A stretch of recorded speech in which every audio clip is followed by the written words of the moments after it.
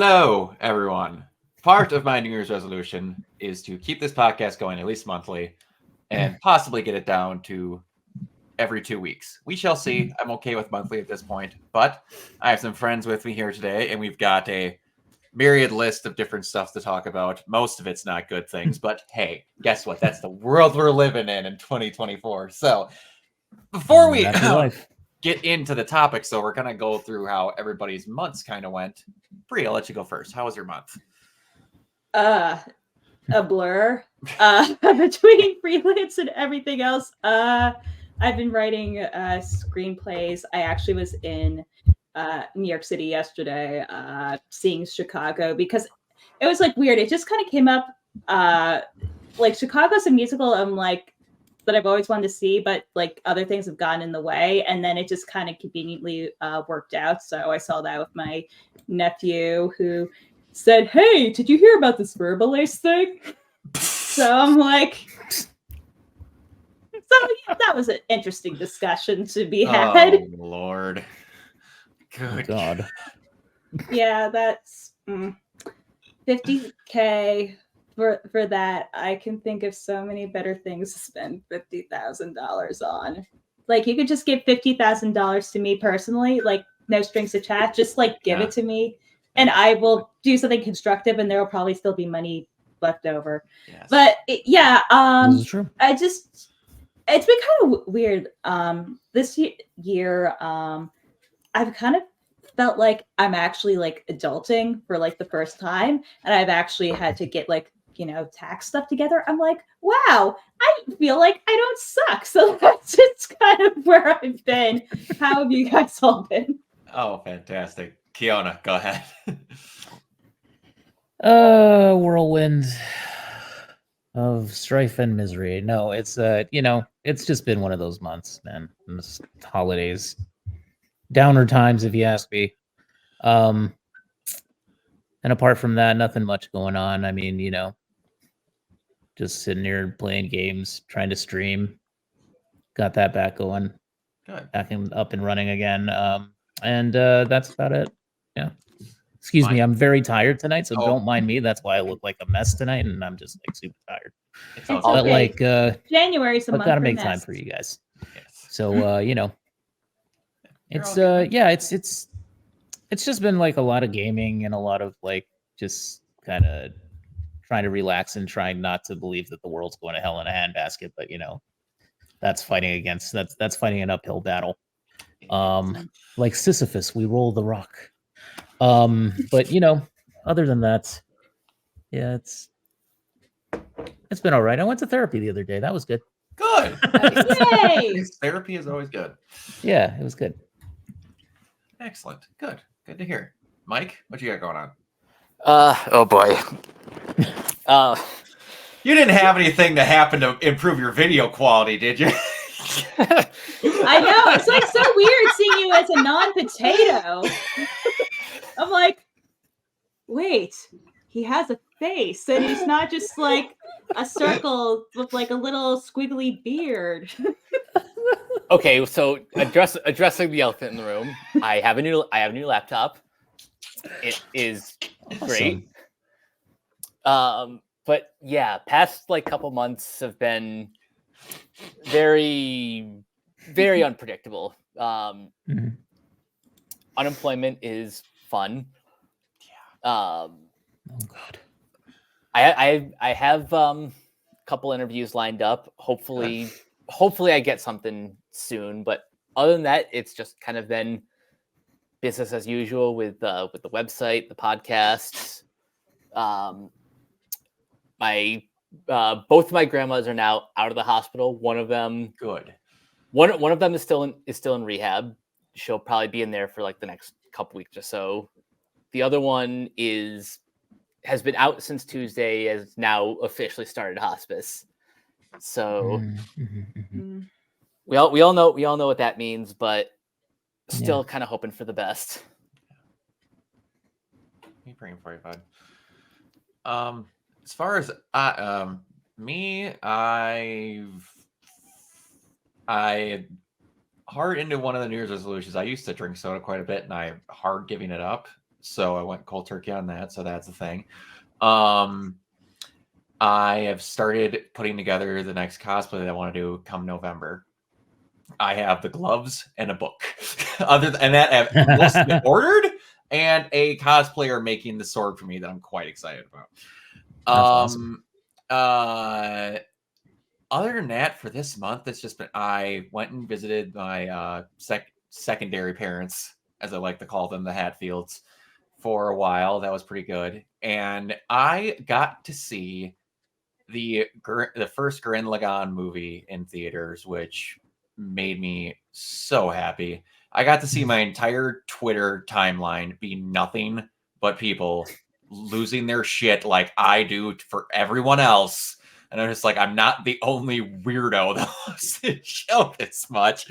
And like seeing little photos of like Kylie Bear and Michelle Ruff, for those that don't know, the voices of Yoko and Kamina, in a theater next to each other, watching the movie like the actual couple, and then that is getting awesome. getting the Aw. crowd. Okay, I to saw that too. It was so cute, and then like getting the crowd to scream, "Who the hell do you think we are?" For like all it just, they love it. Just, dude. oh, it was just a shit. That's I was so amazing. happy. And not to brag, but there was probably about 6,000 people that tweeted Kylie Bear that night, and he reposted my tweet and only mine. I was pretty freaking happy. Not gonna lie, I woke up at like 4:30 in the morning for work going, what? But yeah. At least you got retweeted for good reasons and didn't have people yelling at you. Yes. Unlike Yeah. me, Yeah, because there you go. I'm dumb and I'm trying to be less dumb in the new year, which Mike can attest to. Yep. It was very good. The only thing I will say that is weird, and okay, Kiona and Mike have watched it in dubbed, the original series. Bree, Yes. you've seen the show, but I don't know what you have seen. I would assume you have. Yeah, I watched dub, Okay, but man, it's been a minute because Gurren Lagann has that came out in legal 2000 issues. 2000. Yeah, Yeah. Oh, it did. 2000. No, trust me, it came out in 2008. 2007 is when it came 7. out in Japan. So dub, because it I think it wasn't was like how it 2008. is now. Probably came out 2008, 2009. Yeah, it And came there out while I are was there in are high two school. different dubs too, but the one that stuck around is the Bang Zoom. Yeah, the other one that sounds terrible. I don't know. Oh yeah, what was that? The Animax dub, the one that they do for like the Southeast, like Asian market. I think it was ADV, but they no longer exist. But so Oh, wow, when you go, ADV. the thing that was weird, Oof. I've probably rewatched that show since it came out once a year on my birthday. It has helped me a ton. It's gotten to the point where I know it backwards and forwards. So when I was watching that movie dubbed, it was weird that they made some different choices. Like Yoko's voice does not change in the show from when she's a 14-year-old to this time skip 7 years later. In the show, they make her sound worlds younger. The same with Simone also. Really? So they actually worked at it to make a difference. And the one that punched me in the face like a brick wall and made me realize that because the credits of the end of Gurren Lagann are partially not accurate, and also that I just didn't realize it. Hendon Welch does not voice Nia. What? And I didn't realize this until after I looked it up. She was actually replaced in the second season, and I never noticed. Really? Because it still Really? says Hendon Welch in the credits. It was the girl that voiced her, because supposedly after episode 16, which is the end of it, for personal reasons, she no longer voiced Nia. She left the show because she had personal things going on. No idea. That girl did an amazing, and I'm trying to remember what her name was. Bridget Hoffman replaced her. Did an amazing job from then on, because I had no idea whatsoever that she replaced her. But hearing Bridget do young Nia was weird, because Hendon's got a very specific way she voices characters, and it wasn't that. But other than that, there was just simple things like, I don't know if they were just better at video editing or thought of more things, because like, again, this is a scene that just me being a weirdo and knowing how it acts.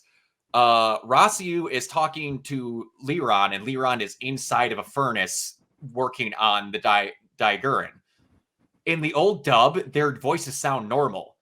in the movie dub, they made it sound like he's inside of the thing, like adding the sound effect, and then when he comes out, they take it away.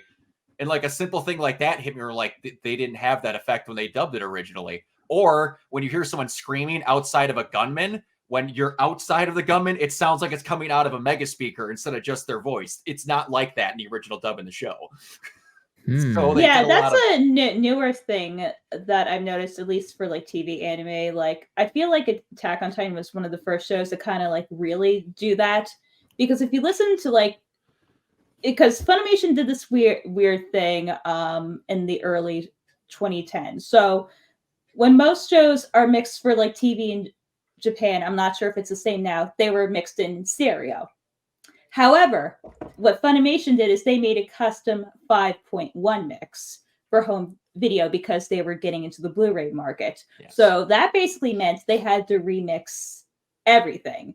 So they got whatever the original Japanese assets were, and they made a custom 5.1 mix. So you would have a 5.1 English mix, but only like the stereo Japanese mix. Okay. Well, that makes sense. The only other thing that's going to change, and I haven't noticed it yet because the character hasn't been introduced, the guy that originally voiced the Anti-Spiral retired. Yes, he used to be in Bleach. He was like the second voice of Cayenne. He also did one of the Arankars and the Advisors. Yeah, he retired. Dave Mallow, I think, retired about like 4 or 5 years ago. So yeah, the one that I didn't realize, and it hit me like a sack of bricks after someone told me, he voiced Angemon in Digimon. I didn't realize that, but now thinking back at what the Anti-Spiral sounds like, I'm like, okay, makes sense. He's been, from what I understand, being replaced by Crispin Freeman, so I can't really be too upset. No, I mean, yeah, fair.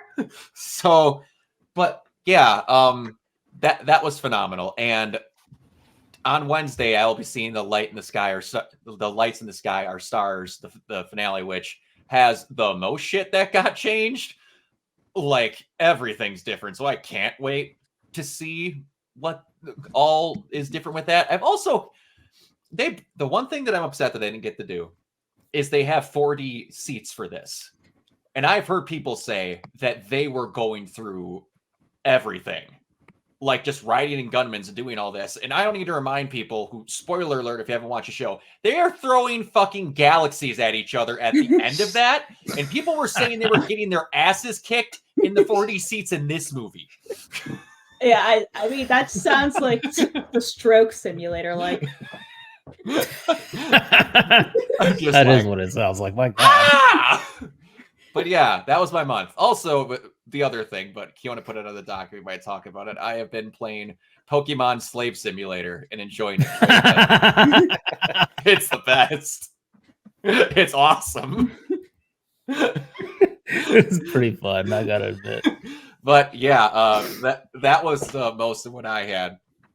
But so we got our list of topics here. Now, Mike, you put one on there that I don't remember if anything else got said with it. Did anything else get said with Warner Brothers and Paramount since we put it on there? I don't know if anything's finalized yet. I don't even, but it was, I can't remember when I posted that in the doc, but yeah, that was a big talking point. And like, my overall thesis is no, stop, enough. We don't need more mergers. No. Yeah. It's dumb enough Especially that Disney bought the rest of Hulu. Well, actually, is smart. It's smart, at least on Disney's part, because Hulu is basically, they wanted their own HBO, and now they have it. Warner Brothers and Paramount, on the other hand, these companies, neither of them have been doing well for like a while. Exactly. This is just stupid. The thing I was going to ask about Hulu, isn't the current running rumor that they're going to merge the two together? No, that's definitely happening. They've already transferred some titles to Disney Plus. Like, you can literally watch Kill la Kill and like just Bleach and like a bunch of TVMA stuff right inside Disney. There's Plus. a Hulu section on Disney Plus now. Oh yeah, and Chainsaw Man too. You know, because that's the thing where I was wondering with the HBO thing. If they're both in one docket thing, then is it different? Because I thought that's what they meant too. But if there's still a good separation, that it's just they're both Yeah, it's in the same clearly page. separated. So basically what they're doing is what they've done for Disney Plus overseas with Star, which is basically their Oh, yeah. equivalent of like Hulu. So basically all the grown-up stuff is basically under parental controls, like this is the Hulu stuff. Although you could still search for it under the regular Disney Plus. But basically if you have like a kid's profile, like there ain't no way like kids like getting to it by accident. Gotcha. Yeah, like kids aren't gonna like accidentally watch The Handmaid's Tale or whatever. I'm just. Can I technically say that Ryuko Maotoi is a Disney princess then? Because I would be pretty happy if that was a thing. Sure. It can be. I mean, she's a princess to me. Yeah, and There you Mako. go. While we're at it, if I'm gonna be perfectly honest, Because what do we always say? Mako is best girl. Exactly. She is. Forever and always. Oh, that girl. She's literally my favorite female anime character of all time. You know, the thing is, this came up like a month or two ago. Like, people are like debating with like, yes, Mako, you know, saying, oh, her and Ryuko aren't a thing. I'm like, did we watch the same show? And the funny thing is, the semi-canonical game that came on Arc Systems, IF. like which was IF, that was penned by the original screenwriter of the show, saying, I love Ryuko. She is the only girl for me. I'm like, no ambiguity. I'm like, I don't know what Mako's thing is other than being a matoi sexual. But I'm like, ugh. And like the only other person remotely weddings- interested in her is Gamagori, but you only know if that's one-sided or not. Right, but the whole thing is, at least in the perspective of the show, you know, the whole thing of like, you know, Ryuko like trying to conform to like heteronormative, like, you know, the guy who's literally just like a cardboard cutout with like no face. I'm like, it's like the same people who are like insisting that like Bridget from Guilty Gear and trans. I'm like, why do you like this stuff? Like, you clearly hate it. I'm like, can you just like go somewhere else? That was one of my favorite things where people are like, no matter what, when you stick something like that in a show, it's just a whatever and it's a ploy to do whatever. I'm like, I don't mean to mention Kern Lagan again, but there is a very prominent transsexual character in there, and they never make a big deal out of it, and he's one of the best characters in the entire show. Yep. I just think it's a weird thing because I guess it's kind of like 2008. I know, but I don't think it's ever been that like as big of a deal in Japan because they've had like those tropes in like anime. Just everyone's just being like weird about it. I'm like, okay, so non-straight people exist. Fine, okay. I'm like, I'm sorry this bothers you. That just goes. If any of you, this is going to be slightly inappropriate. Have any of you listened to Ron White as a comedian? I don't think so. Maybe like once on Sirius XM. He's me and my mom's like Maybe. favorite joint comedian for like once a year until he retired. That was our big hangout day where we go and see him because he normally hit Wausau, Milwaukee, and like towns around by us. But he has this great joke where he kind of makes fun of people where he says almost every man is just slightly gay, just a little bit like they are. and he says his brother, or it's his brother or his cousin. His cousin Ray is a raging homophobe. And he's like, there's nothing dumber than you could be than afraid of gay people. And then he goes to his cousin and he's like, you're gay and I can prove it. He's like, I ain't gay at all. Fine, prove it. He's like, all right, do you watch porn? He's like, yeah, I love porn. He's like, all right, do you only watch lesbians? He's like, no, I'll watch a man and a woman making love. He's like, cool. Do you like the man to have a half-flaccid penis? He's like, no, I love big throbbing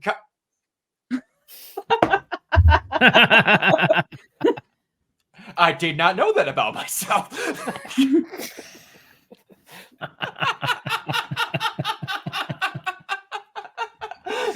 Great. Or the other one, which is Pete Holmes, another one of my favorite comedians.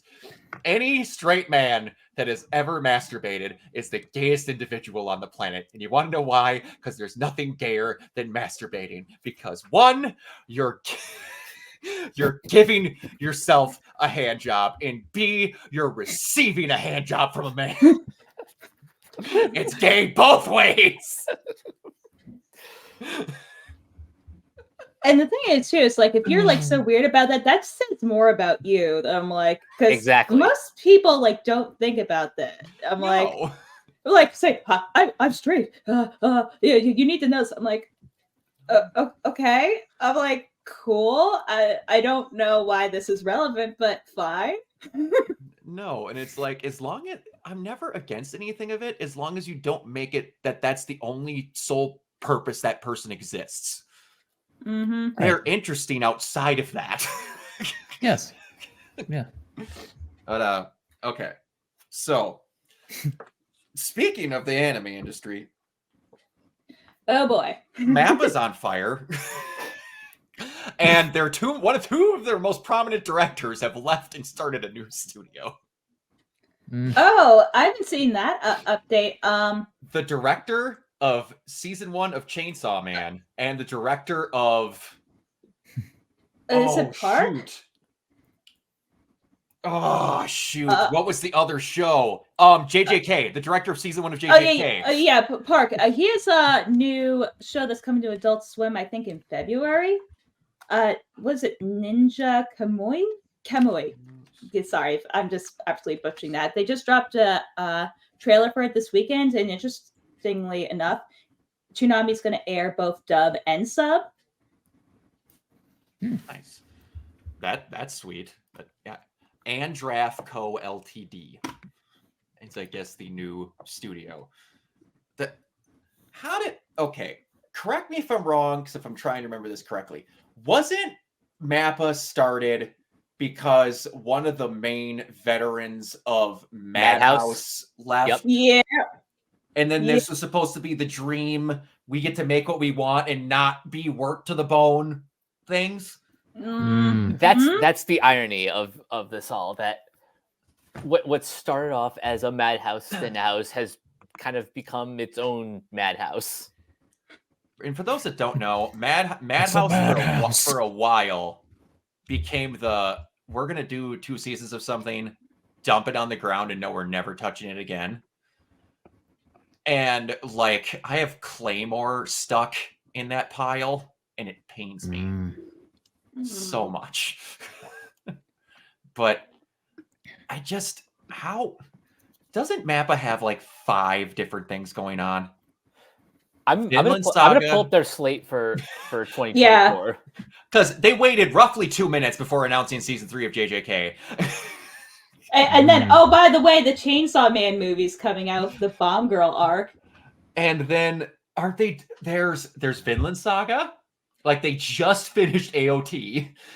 And then there's another series that's just theirs, right? I'm forgetting what it's called, though. Buchi Girl? No. I want to say it's got the word evil in it. Oh, what is that called? Yeah. Let me look it up. Shoot. Mappa. But yeah, because like Mappa, I'm like, because originally, I just do Mappa as the Yuri on Ice studio, but now it's like they're picking up like their own stuff and like table scraps that Wit Studio is like, you know what, this is bullshit. We're not used to doing that anymore. Yes. I think I was thinking of, was it Zombieland Saga?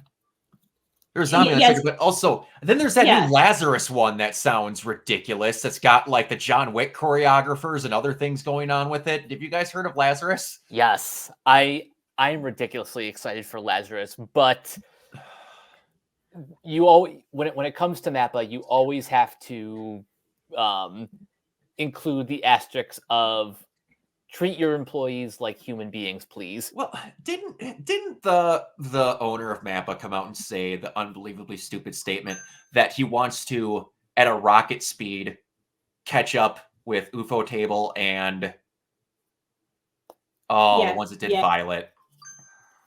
Kyoto Animation. Kyoto Animation. Yeah, but the thing with Kyoto Animation is Kyoto Animation is kind of famous for we don't treat our employees like garbage. So I'm like, you're already missing half the step there.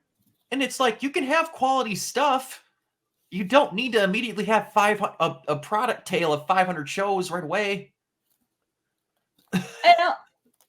And I'm like, I know it's like more competitive, but even like a lot of like the older like veteran studios aren't like doing shit like that anymore. Like Poirot, like they originally were like cramming like fucking shit, but they've like chopped stuff down, and now they're only doing like 2 or 3 shows a year, which I feel like is healthy. And they've split up into cores because it used to be like back in the day they were doing both Naruto and Bleach as like weekly series, like nonstop. They dropped Boruto, and that's on hiatus, along with Black Clover. Oh, allegedly. don't worry. They're gonna have Saruto after that now. Kill me. I know. Yeah, but anyway, like what they've been doing for Bleach and Naked shows, I think it's greenlit for like 52 episodes, but they're just 13 episode cores.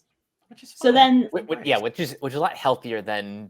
No, and like if you compare, and if you compare like the Bleach anime now to like how it was like in like 2007, 2008, it's like night and day. Like the characters are on model, and the CG looks good, and I'm like, because if you watch animation a while, like especially of like some of the Bankai, I'm just gonna say Komamura's like Mukukojin Tengenyo. That originally how they did it in the old anime is. Because it's like this big samurai armor. And then you notice they never show it full. They always cut it like close up. So for the new anime, they made it a fully, 3D CG model. And it looks like a billion times better. It's like more dynamic. I mean, yeah, it's still CG, but I'm like, it's a visual upgrade.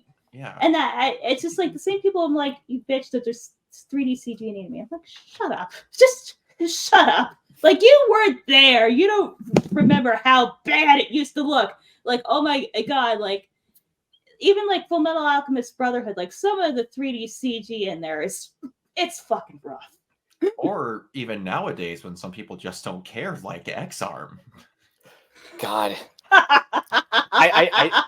mean the classic X-Arm? I bring this up now every time we do the anime seasons. X-Arm is the brown standard. Kiona, you need to look up.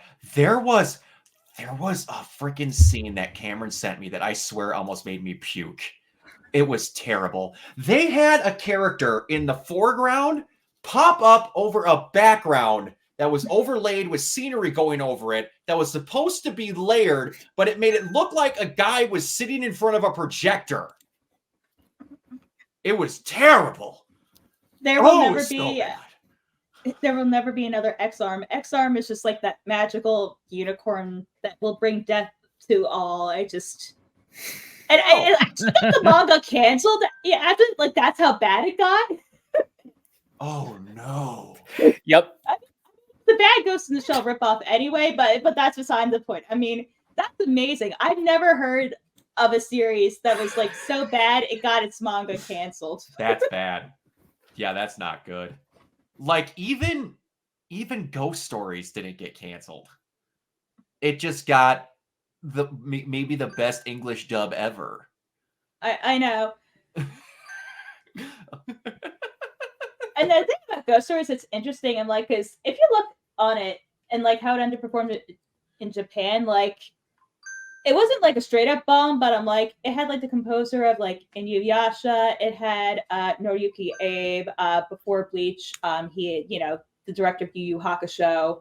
Like this had like a 5-star pedigree, and then it was just like the director of Yu Yu Hakusho?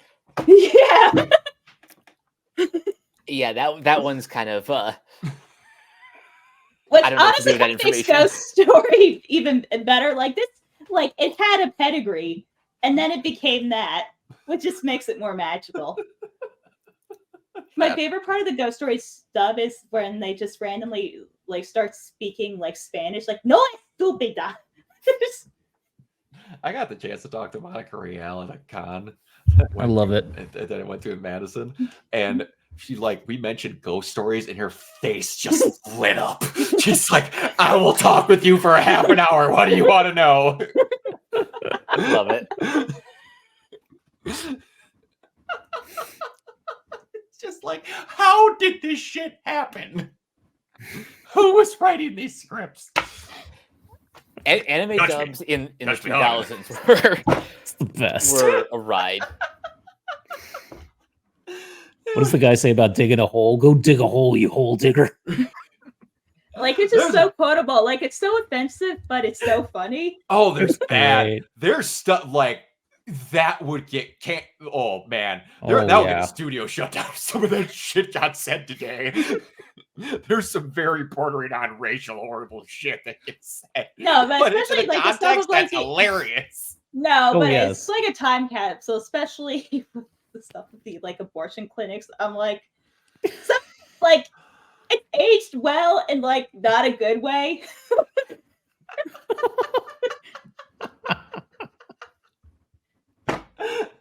And then, like, you get the opposite, where, like, we watch Cromartie High, and it's just stupid like that on purpose. I've never seen a show purposely make itself look like it had no budget to make the show funnier. Mhm. Like, they'll have a scene, and there'll just be a fucking bucket dancing in the background for no reason. You've had 2 frames of animation for 5 minutes. Why is that fucking bucket moving? What is this show? But oh man, That's yeah. fantastic. Speaking of the other end of voice actors, correct me if I'm wrong, wasn't the biggest stepping block for SAG being AI? Yep. Oh Yeah. yeah, Except for not for the redheaded stepchild, which is the voice actors. That Mhm. frustrates me. Yeah, I'm gonna have thoughts on this because to me, I'm like, because I've been kind of in the loop with this like longer. Because there a couple years ago, there was almost a video game strike because basically, Yeah, Yes. kind of shocked. the long and the well, the long and the short of it is that basically they didn't want to pay voice actors who are like doing mocap and shit as like on-screen actors, even though Yep. like for all intents and purposes, like that's the same shit they do in Avatar. It's on-screen acting. Absolutely. You know, because I'm like, it's their body, you know, it's getting scanned, you know, I'm not getting into the models, but like, especially for like The Last of Us, where I'm like, you know, that's the body, that like, that's the face model, you know, whatever. So I'm like, I've been hearing this in like voice acting circles for a few years. So like, none of the shit is like surprising. It's just, it's like, and especially, you know, since there was like more strides, you know, with Netflix getting more anime and Netflix is like, we only do like union stuff. So, and then kind of going is backwards, you know, that, you know, like, oh, hey guys, the pandemic's over apparently. So we're going to, you know, go, you know, do more people in Texas because Texas, you know, is a right to work state. So we're going to screw over people that way. And then the whole Mob Psycho 100 thing with like Kyle McCarley, which by the way was absolutely despicable. And then what like the happened new with that? I'm not caught up on current anime. I only watch ones that are finished, so I'm like, oh, okay. So the long and the short of it is that Kyle McCarley, who was the voice of Mob, wanted to do a union dub because Mob Psycho 100, you know, is a big player for his country role, and he wanted, you know, union gets paid for the dub and also the rest of the dub to be union. Sony Crunchyroll basically ignored him and then recast him. And then, by the way, they like shadow dropped the dub and didn't credit anyone on it. Are you fucking? Oh, I did not know that. Yeah. I did not know that. That's ridiculous. And that, like, this brings up other people that like just try and talk about like I know that I've talked with Kiona with this at nauseum, but the whole Helena Taylor thing, lying about her rates. Yeah. Like, and then watching what would have been paid for the rates that she was offered. She got offered I can't remember what the initial ones were, but they were horrendously low. And then it came out that after that, she screwed the pooch and got out of her job, which everyone was talking about how she was not even remotely true with what she was bringing up, that she was going to get paid $4,000 for a cameo appearance. I watched people play through the game because I don't have a Switch. She roughly had to read 10 lines. And then that was like way above like SAG-AFTRA rate. Way. And then And then the big rumor that was trying to bring up was that they were that I don't even remember if she said it or other people were trying to defend her, was that like, well, they don't want this because they don't want SAG affiliated. I'm like, whatever. So, and then they got Jen Hale, the face of unionization with voice actors. Mm-hmm. Excuse me? What? I've been saying this for a while now, but I think it's time that SAG gets new leadership, because you could have had Anthony Rapp. Y'all could have had Anthony Rapp, but you went no. It's Fran, right? Fran Drescher, yes. Yeah. Yeah. They need better representation that understands everything that goes on within them. Because take it from a guy that at some point that would like to be a voice actor, that was a kick in my like hope ever. It's such a weird place right now. And I mean, obviously looking on it now, after should have never merged with SAG. Like, they're just two intrinsically like different things. And now voice actors are just kind of between a rock and a hard place, because I'm like, most professional productions, they're going to stick with SAG. So you can't just, be like, let's move Bikini Bottom over there, like, and form a new union. So I'm like, what do you do? Screwed over, apparently. Yeah. So stupid. You waited so long, and this is what you did. And like, if it was over something else that was minor, but when you go out of your way to say the main reason we're doing all this is because of AI, and then you say okay to AI to the chunk of your conglomerate that would be affected the most. What the actual hell? Yeah, what? I've heard AI voice acting quite recently. It's bad. Nope, it is not good. It's bad. I don't care how much you train that thing. Enunciation is never going to get trained into it. Nope. It's bad. No. Connotation, everything's terrible. Oh, I don't know. But yeah. Anyway, I don't know if we really want to bring anything up about it, but we had the Best Buy thing. I don't know if anyone's got anything to say on that. I have a little bit of anecdotal evidence of how just what a absolute wasteland the physical media section is. Zach. I didn't see we had a comment. It's a Zach. Computer, Hi, how does Zach. speech sound better than it? Yes, you're correct. 100%. There's a reason why Arby and the Chief is hilarious. And that's why. Anyone who's not seen Arby and the Chief, go watch it. It's Microsoft Mike and Sam with an Arbiter and a Master Chief doll just having adventures. It's the funniest shit ever. That's hilarious. So as you guys can see, I have a new laptop. Where did I get that laptop? At Best Buy. I don't recommend going there frequently, because Best Buy just kind of sucks at treating their employees well. I've got a friend with a story to tell. Yep. And B, when I went to pick up this laptop, just out of curiosity, I went to browse what used to be the physical media section. Now it's not completely gone yet in my location, but you can tell that it's basically reduced to like a clearance sale. Mm. It's unreal. I'm just kind of asking, like, why even go to like Best Buy? I'm like, you have like TVs. I'm like, yeah. I'm like, it's a little bit more, what you're getting than say like Amazon. But I'm like, Walmart and Target exist. So I'm like, why are you going to Best Buy? It just seems such a short-sighted decision. Mm-hmm. Absolutely. And there's this. And then there is the statement from one of the heads at Ubisoft where he said people need to get comfortable with not owning games. Oh yeah, You I'm need to like, be and comfortable with me not gamers giving took you that money. so very well. Yeah. You know, in the most gamer ways, because gamers are the most sensitive souls We to are. ever live. We are. We don't send death threats to each other because you play it with circles or letters.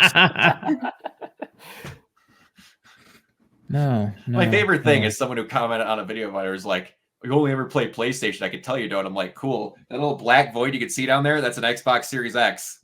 I have both. Yeah, most people usually have one or two systems. But here's the thing. I'm like, even for like Xbox or like PlayStation 5, I'm like, if you're talking like, just to kind of backtrack a little bit, that whole debate about the Switch 2 having like graphics like up to like a PS4. I'm like, for like a handheld, like that would be great. I mean, that'd be great for third party. I don't know why you're complaining. Like the PS4 is still like a widely supported console. And then like the other thing that's kind of going through my head is if you cared like that much about like freaking graphics and stuff, you'd be playing on a PC, not a fucking PlayStation. Yeah, and the thing that people don't understand, and it blows my brain. This thing here. This is a remote play device.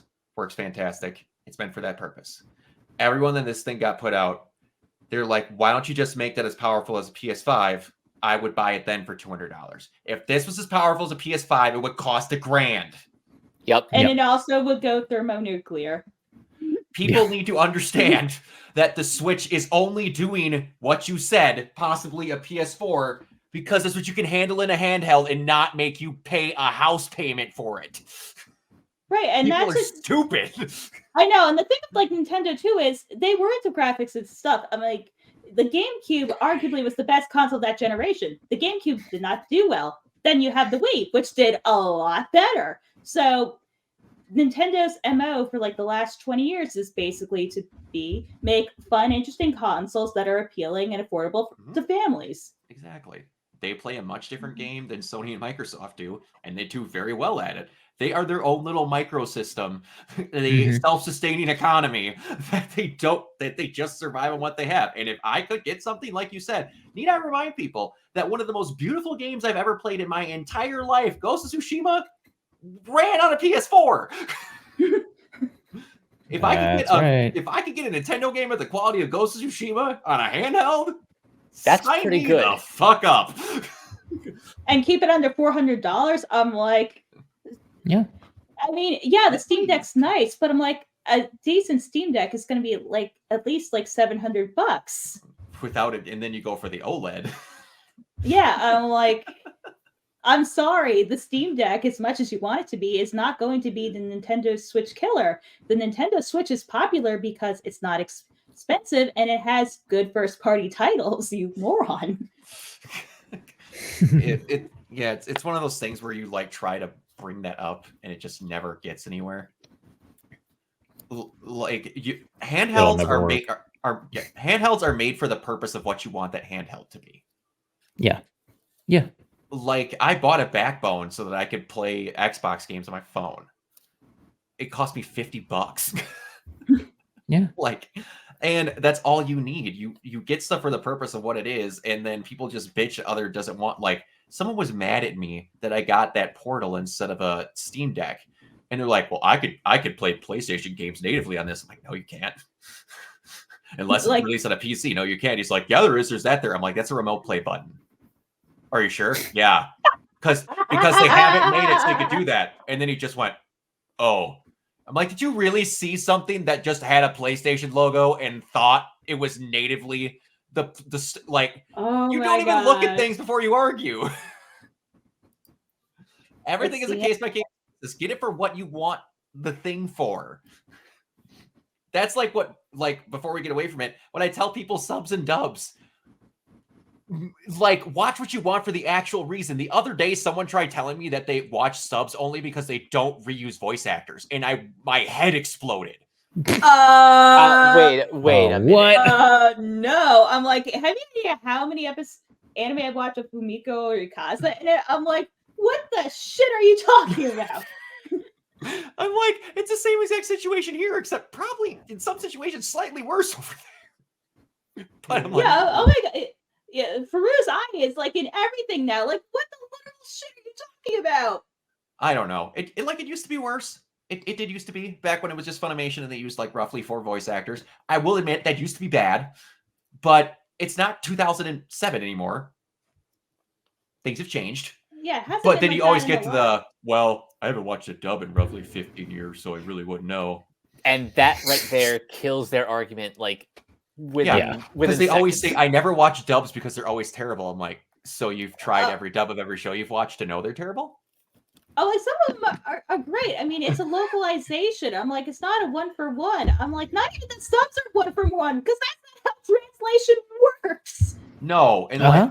like the only argument for like weirdness I have had someone bring up to me as far as like listening to it, and I will agree with this to a point depending on the anime that you're watching. And JoJo can be a bad one for this. Sometimes people feel more comfortable listening and reading the subs than hearing some of the unbelievably stupid shit that an anime character would say in English because it sounds dumber. And with the localized names that no one can do anything. Well, I mean just like attack names or like what they're going to do. No, I froze your legs in the pond because I used the hairspray of the this and that thing. It sometimes sounds really stupid if you say it in English. That also depends on the voice directors too. Yes, that is very true. Yeah, because JoJo's has kind of been through a journey. Like the last couple of parts, it's been like a little bit more consistent.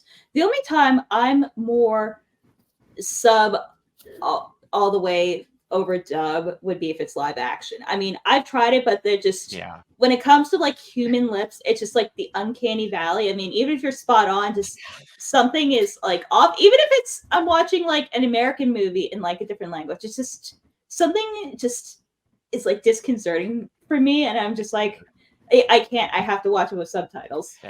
Yeah, that's where I'm at too, and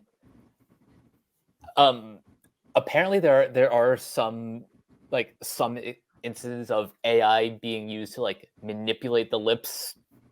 I saw that, and I think for that, then that's fine.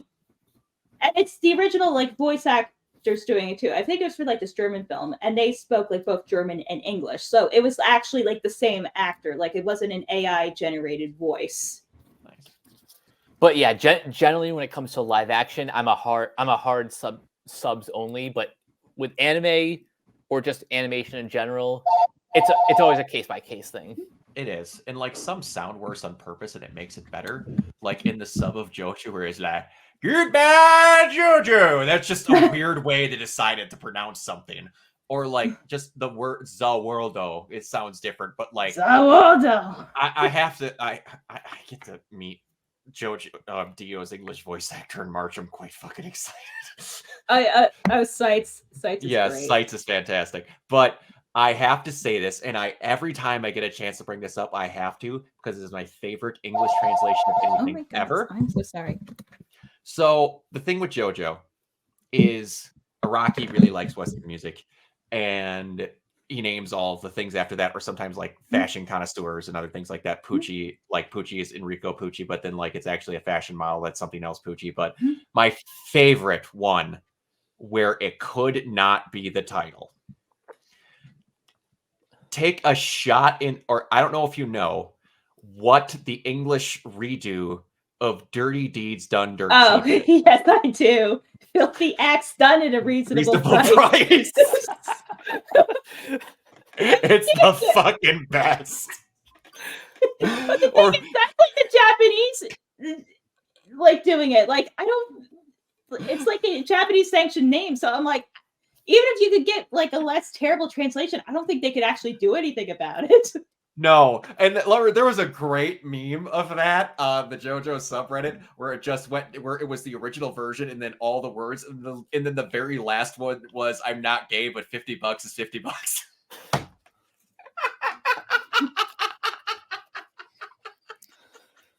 Oh, that gets me every time. Or the other one is instead of Bad Company, it's Worst Company. Or no, wait. Or Tiny Feet. That's or Tiny Feet. Or instead of Limp Biscuit, it's Flaccid Pancake. I know. That's the one. Or they say Limp Bizkit in the Netflix dub of part 6. I'm like, you really couldn't have gotten Flaccid Pancake. Come on. All right. So, I don't know who of you all have played it, but I'm excited for it and kind of interested in how they're going to do it. They've announced that David F. Sandberg is directing a rated R Until Dawn movie. Yeah. Yeah. Now that is one of the ones where if you do it correctly, you can be fine.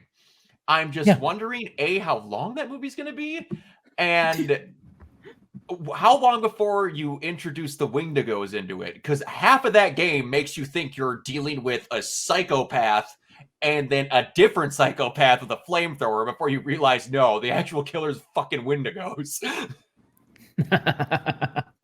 So I haven't played the game, but I'm a big fan of David F. Sandberg's first movie, Lights Out. So seeing him go back to his horror roots is what's gotten me excited for this. Lights Out is the...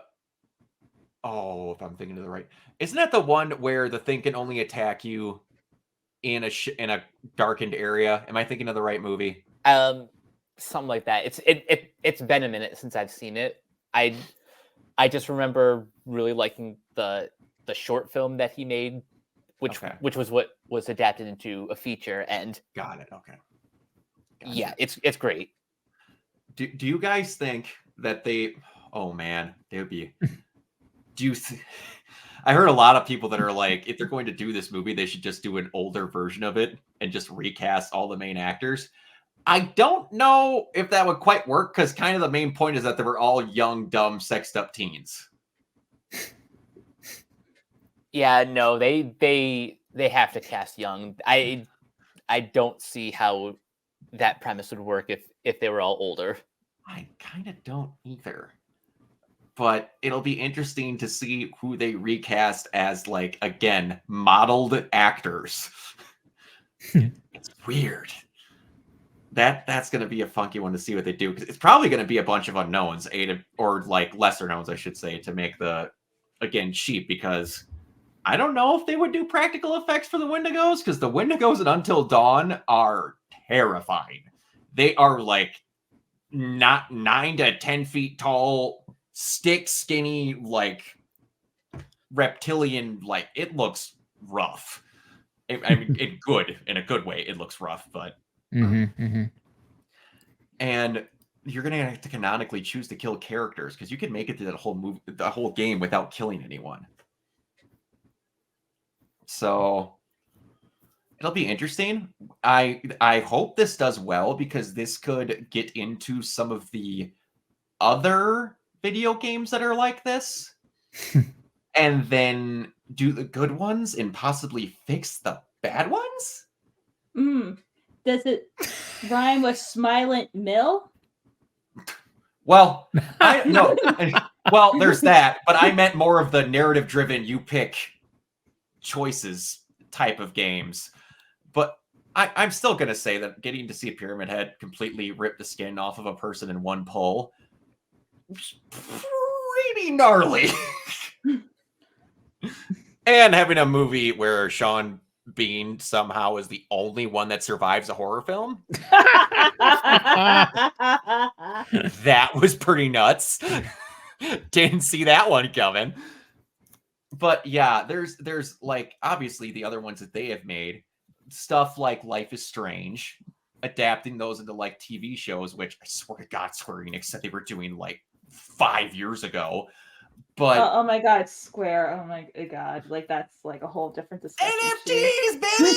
Everyone loves those still. And if you forgot we didn't do that, we're also going to say we're going head in on AI. No, I was thinking of fixing certain ones like Heavy Rain and like Detroit Become Human. Heavy Rain's really good, except for David Cage's obsession with putting women in situations where they're going to get defiled. Like, he needs to stop doing that. Because it's not good, and it happens in every game that he makes. Yeah. So some people just have weird fetishes like that. Yeah, then like, okay, who all here has played Heavy Rain? Some of it. I haven't. I just know it through the memes. Jason. But okay, so the whole big thing with Heavy Rain is that there is a guy called the Origami Killer that takes children from what he believes to be, what I want to say, neglectful or undeserving parents. He's basically the Jigsaw of neglectful parents. He'll take the kids, and then I can't remember where the game takes place in, but I want to say it's Seattle just for the joke that it always rains there. But it's a town that gets a ton of rain, and then they often find these kids in these rain gutters drowned as the rain gets up to a certain level. And he leaves these origami figures. That's why they call them Origami Killer. Mm-hmm. And you control, I want to say 4 to 5 different characters. I want to say it's 4. 4 different characters. Yeah. And one is a detective, one is a like ex-cop kind of detective, and then it's a news reporter and the dad of Jason that gets abducted. And is the main after his other kid got killed in an accident, and then they got divorced, and he has this one kid, Sean, left. And then he gets kidnapped, and the whole thing is trying to figure out who the Origami Killer is. And during the entire game, you have your characters speaking in an inner monologue to themselves that only they can hear. So this means they know no one else is hearing them, and they're speaking to themselves. At one point in this game, Shelby, the cop kind of like ex-dude that is helping everyone look for the detective that is friends with this like prostitute lady that whatever, but they're looking in this shop to try and find evidence to like a warehouse where the kids might be getting kept. And then all of a sudden they find out that the cops are being called, or that the Origami Killer is coming to that location. And then Scott Shelby starts talking in his inner monologue about how I need to get this place cleaned up. We need to get this place spotless. I can't have them catch me. If they catch me, we'll never save those kids and catch the Origami Killer. He's saying this to himself as a conscious thought. He is not saying it to anyone outside of his own brain. Mm-hmm. At the end of the game, it is revealed that he's the Origami Killer. What sense does that make? And he's not schizophrenic. The Origami Killer is not a multiple personality that he was like not sure of. He was talking to himself saying, oh man, I got to clean this up so I can catch myself. Oh no. That's what I mean. Really good idea. Fix that part and a couple other things and it'd be really good. Do you think Heavy Rain would work better as a movie or a series? TV series. Okay. A lot of these would. Like 6 episodes would be perfect. The same thing with, in my opinion, Until Dawn. Make that 6 episodes to be perfect. Can work in a movie. Can. Because you could beat that game in like 5 hours and you could stretch it down to like a 2.5 hour whatever you want to do for a horror film. But we'll see. I don't know. Yeah, honestly, ever since The Last of Us and Arcane, like that 1-2 punch has led me to believe that the best way to adapt a video game is the miniseries format. The miniseries format. And also, if you're going to do movies, stop picking video games that are 120 hours long. Exactly. Uncharted. It's like, what are we doing? Like, Uncharted. Okay, I think the first game is like 14 hours. Something like that. There was a rumor going around back in the day when I was in high school that they wanted to make a Mass Effect movie. Nope. Yes. Literally impossible. Nope. Yeah. You could take an hour before they get back to the Citadel after Saren kills Victus. Like, true. Before the plot of the movie kicks off, you'd have a full movie. Now, Mass Effect animated series, that would kick ass. I'd be down for that. Absolutely. That would be very good. Honestly. Like an Arcane version of Mass Effect, sign me the hell up. But Considering how well they've done with the Halo show, I don't know that I want a well, Mass Effect that's show. just it depends on if you like an accurate show or not. Yeah, Now, but think, how Fiona, accurate are we? Fiona, think. You could have a scene where Shepard has sex with a husk and gives away vital information that screws over the Alliance. Wouldn't that be awesome? So awesome. Yes, I'm so down for that. I entirely want it. I'm not You saying could tell. something that stupid happened in the Halo TV show. Oh, absolutely not. But it Absolutely happened. Yeah, I Like actually that. just Paramount subscription because I still have to watch TMNT, but now you've like piqued my curiosity of like how much of a train wreck this is. There's a I Chevy can't wait for Suburban them to screw in up the entire background Reach shot of the Halo storyline. fight. The entire storyline from Halo Reach is going to be completely messed up. Both the novels and the video game. Can't It's have going to be Fiona. completely screwed. But Kiona, they've figured it out. You can't properly show the emotion of Master You Chief can't if show you the keep emotion his of the helmet character behind a on. mask. I know this. I understand that the actor's a narcissist who wants his face to be seen on every single TV screen. I understand. It's not But like here's we'd the have a thing. popular show at a rival streaming service where we only see the actor's face where we once. only see yeah. For And 90% also, of the the actor show. isn't even on set anymore. What? I know. Y'all Yeah. are crazy. What? Yeah. Never heard of that. Never. It's by some podunk company that makes no money though, so it's fine. Oh, it's Disney? Oh wait. You're saying it kicked off like 6 or 7 other shows? I mean, we've never seen in the games Chief show any kind of emotion whatsoever in the Halo series at all. It's not like Without, it's not like he has an AI that he can talk to inside his helmet. yeah. Wait. I mean, I've never seen any emotion come out of that character. He does. Ever. Wait. Over the course of my God. what is it now? 6 games? Six games, all that other stuff. Yeah, it's Yeah. fine. It's fine. Never seen any emotion. Yeah, one of the definitely not an iconic character. Nope. It's not No, like the absolutely. entire thing that sold you on the Xbox. No. Period. No. And they're more Definitely not the entire, not the thing that sold me on the Xbox 360 and the Xbox One either. No, of Never. course not. No, it's not like their entire gaming mascot that they've literally just thrown in the trash because we have COD now. My favorite thing ever. It was a picture of Doom Guy. Shoot. One of Captain Price from Call of Duty, BJ Blazkowicz, and Master Chief all lined up, and then then the quote was, "Name any team that could beat this Xbox, any PlayStation mascots that could beat this Xbox team." And then someone commented underneath that, even including Halo, none of those are originally from Xbox. Because Halo was originally a Microsoft strategy game that got brought and changed to be a first-person shooter on the Xbox. Gamers, man. Fucking gamers. Jesus Christ. I was just like, thank you. I was going to make that comment, but you saved me. All right. So, okay. Mike, I have to ask you before I ask her, what do you want to do about the AOT? Would you prefer we not talk about it? I mean, you can at least tread lightly. I will get to Attack on Titan eventually.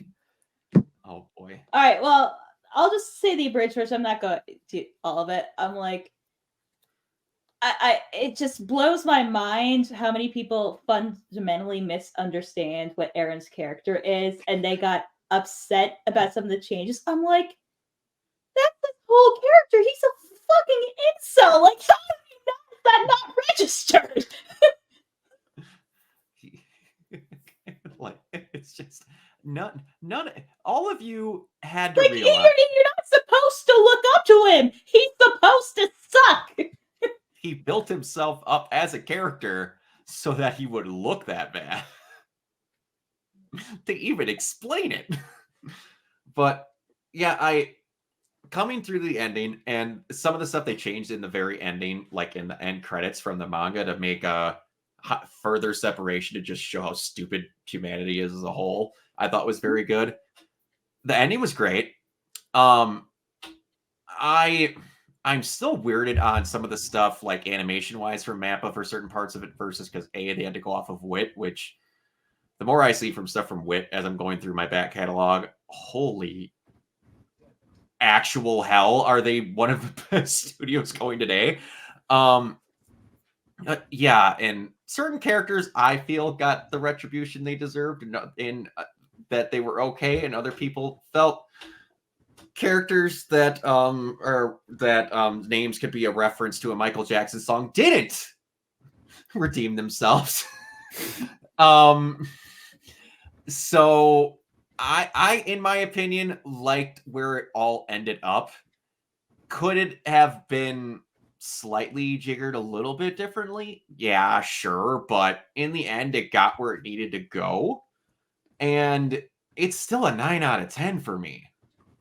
Yeah, Like, it like was the really epilogue good. ending, and like, so originally when they serialized the manga, the end credit scene that wasn't in there. That was added to the special like volume release, which to me that made more sense. Like that's kind of what I always expected the ending would be, because Attack on Titan is like such a nihilistic story, and I'm like, yeah, okay, yeah, that tracks. All right.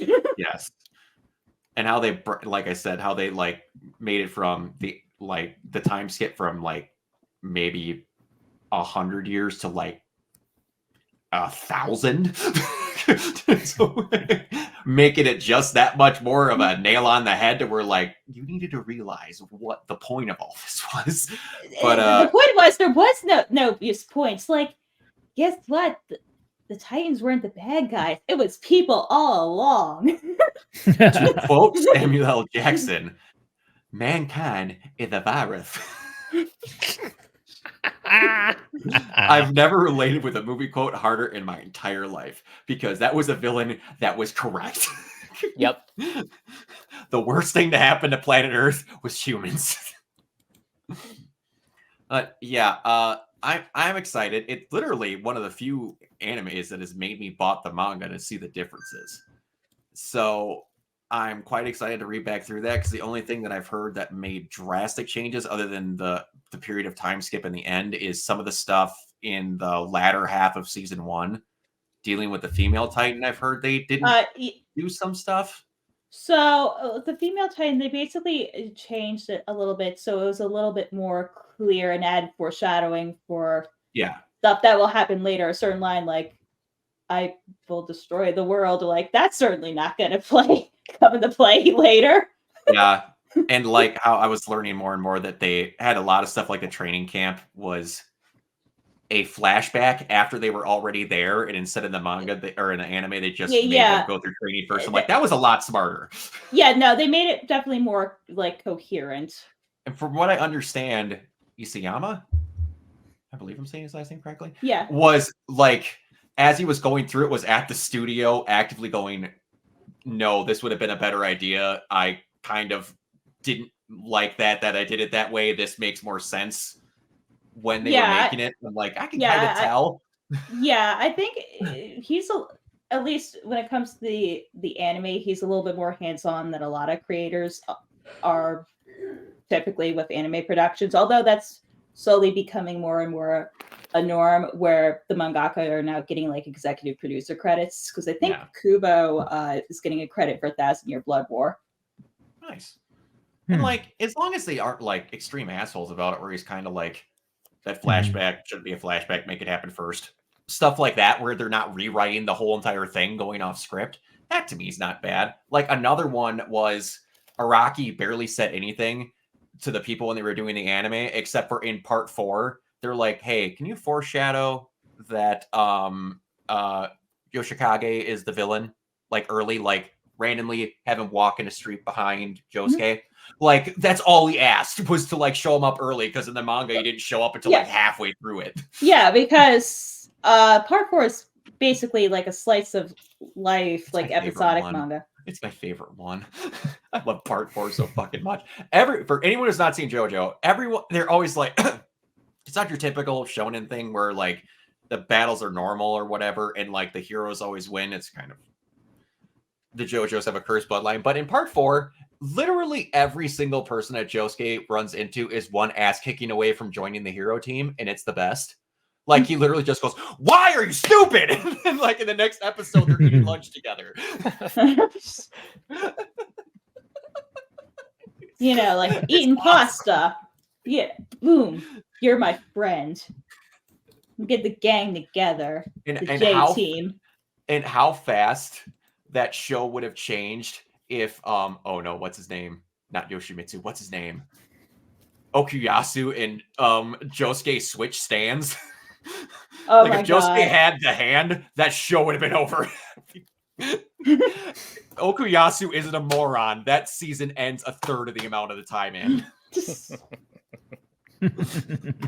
But all right, yeah. So now we're on to the more gaming part of this. I did not watch the presentation as it went, but Kiona, Yes. the Xbox showcase. Okay, so Xbox basically showed off a few games, one of which was a strategy title, which I will not talk about because I know nothing about RTS games, other than the fact that I suck at them. Same. But you know what though? I mean, like, okay, so the big one I think that we should probably address first is the Indiana Jones and the Great Circle video game, which was announced, and how it's coming gonna from suck 'cause Machine it's Games. not Not announced, but shown for the first time. And I'm kind of low key, sort of like, okay, I'm sort of into this. Yeah, yeah. absolutely. I mean, it's Machine Games. I think what they're doing is they're sticking to their wheelhouse with this, the sort of first person perspective, the FPS aspect of it. I was a little bit disappointed because Harrison. I wanted it to be a third person game. I was a little disappointed in that fact. I get it. However, they kind of did win me over, especially with the whip gameplay. Showing Indiana Jones basically doing a whip get over here with the guy and like punching him straight up in the face was absolutely hilarious. And I laughed when I saw it. I was just like, dude, he's just full on punching this false crack in this guy. Anyway, as far as the it's cutscenes great. go, you're gonna get, from what I see, they're pulling a Far Cry 6, having it be first person and the cutscenes third person. Yeah. So I mean, it's not like it's going to be first person the entire time. When Indiana is, doing like some traversal things and stuff like that, they'll pull the camera out and back and stuff, and so you can see him. Character model looks great, which just makes me wish it was third person. But I mean, just the fact that like we're getting a full Indiana Jones adventure, which doesn't look like it sucks. Yeah. Unlike the last movie. Still Which I'm better than sorry, Kingdom of the but Crystal no, Skull. I did not enjoy that like at all. Anyway, That's a high bar, Bree. You don't want to swing with the obviously CGI monkeys? Pish posh. Oh, come on. What was worse CGI, I mean, the that's- monkeys or Shia LaBeouf's hair? Well, I mean, yeah, but also like the Dial of Destiny was another one that was, that's the one I'm talking about. The last movie that came out that nobody basically saw. That I kind mean, of only got flopped. delayed Even like I 5 only years saw and it it cost- once, and Yeah, I don't know. I mean, it's a wonder that they didn't even like refer to the last two movies in their like in Machine Games when they were talking about it on the video. They basically said, they were talking about like the original trilogy. They flashed the first 3 titles and that was it. No Kingdom of the Crystal Skull, no Dial of Destiny. And then they're like, yeah, this is Indiana Jones of the Great Circle, and it's going to be set in between Raiders and Temple of Doom, or not Temple of Doom, but Raiders and the Last Crusade, excuse me. And I think that's the absolute right choice. Have you seen the trailer for it, Brock? Yes, it looks great. Okay. It looks. And fantastic. I assume that Bree and Mike, you guys have also seen the trailer. Mm-hmm. yeah. What do you think of Troy Baker as Indiana See, now Jones? here's the thing. Okay, here's the thing. Like when I first heard his voice, I was like, that doesn't sound like Harrison, obviously. But like, it's serviceable. And look, I'm a Troy Baker fan, at least in terms of his work. as a voice actor and stuff. And I like him as a voice actor. I think he's terrific. I think he did a great job as Joel in Last of Us, obviously with the performance capture and the voice and everything. I think to me, it sort of sounds like Troy Baker doing an impression. And I kind of wish that they had gone with somebody that maybe has a little less recognizable voice there. But I've also heard that argument with Jen Hale, and I love Jen Hale, and I would never say don't give Jen Hale a job. So in a sense, I'm kind of like, on the one hand, I'm glad it's Troy because he'll do a great job and he's really awesome at this sort of thing. And it doesn't sound off completely. Like there are some points where I hear Troy, and there are some points where I hear Indiana Jones. So I think it's a good choice overall. But do I sort of also wish that they had gone with some. See, it's this kind of game where I'm like, okay, it's a good choice, but, and that's how I feel about both the perspective, and that's how I feel about the choice of voice actor. However, if they wanted to get someone who was like a closer match to Harrison Ford without actually getting Harrison Ford, I don't know if you guys are familiar with Anthony and Gruber. He's one of those like actor / impressionists, but he does a really good Harrison Ford impression, and actually played a younger Harrison Ford in a movie called The Age of Adeline. Oh yeah. I guarantee you. Go ahead. So if they wanted to get someone closer to Harrison Ford, they could have hired him, and he probably would have knocked it out of the park. I guarantee you. And the weird part is, because I've heard, and like Troy, the thing that sucks with Troy, and it's about this other actor I'm going to bring up. Whenever Troy gets into something, he rarely ever gets to do the not voice they asked Troy Baker to do. Because like I need to point out to people, Pagan Min.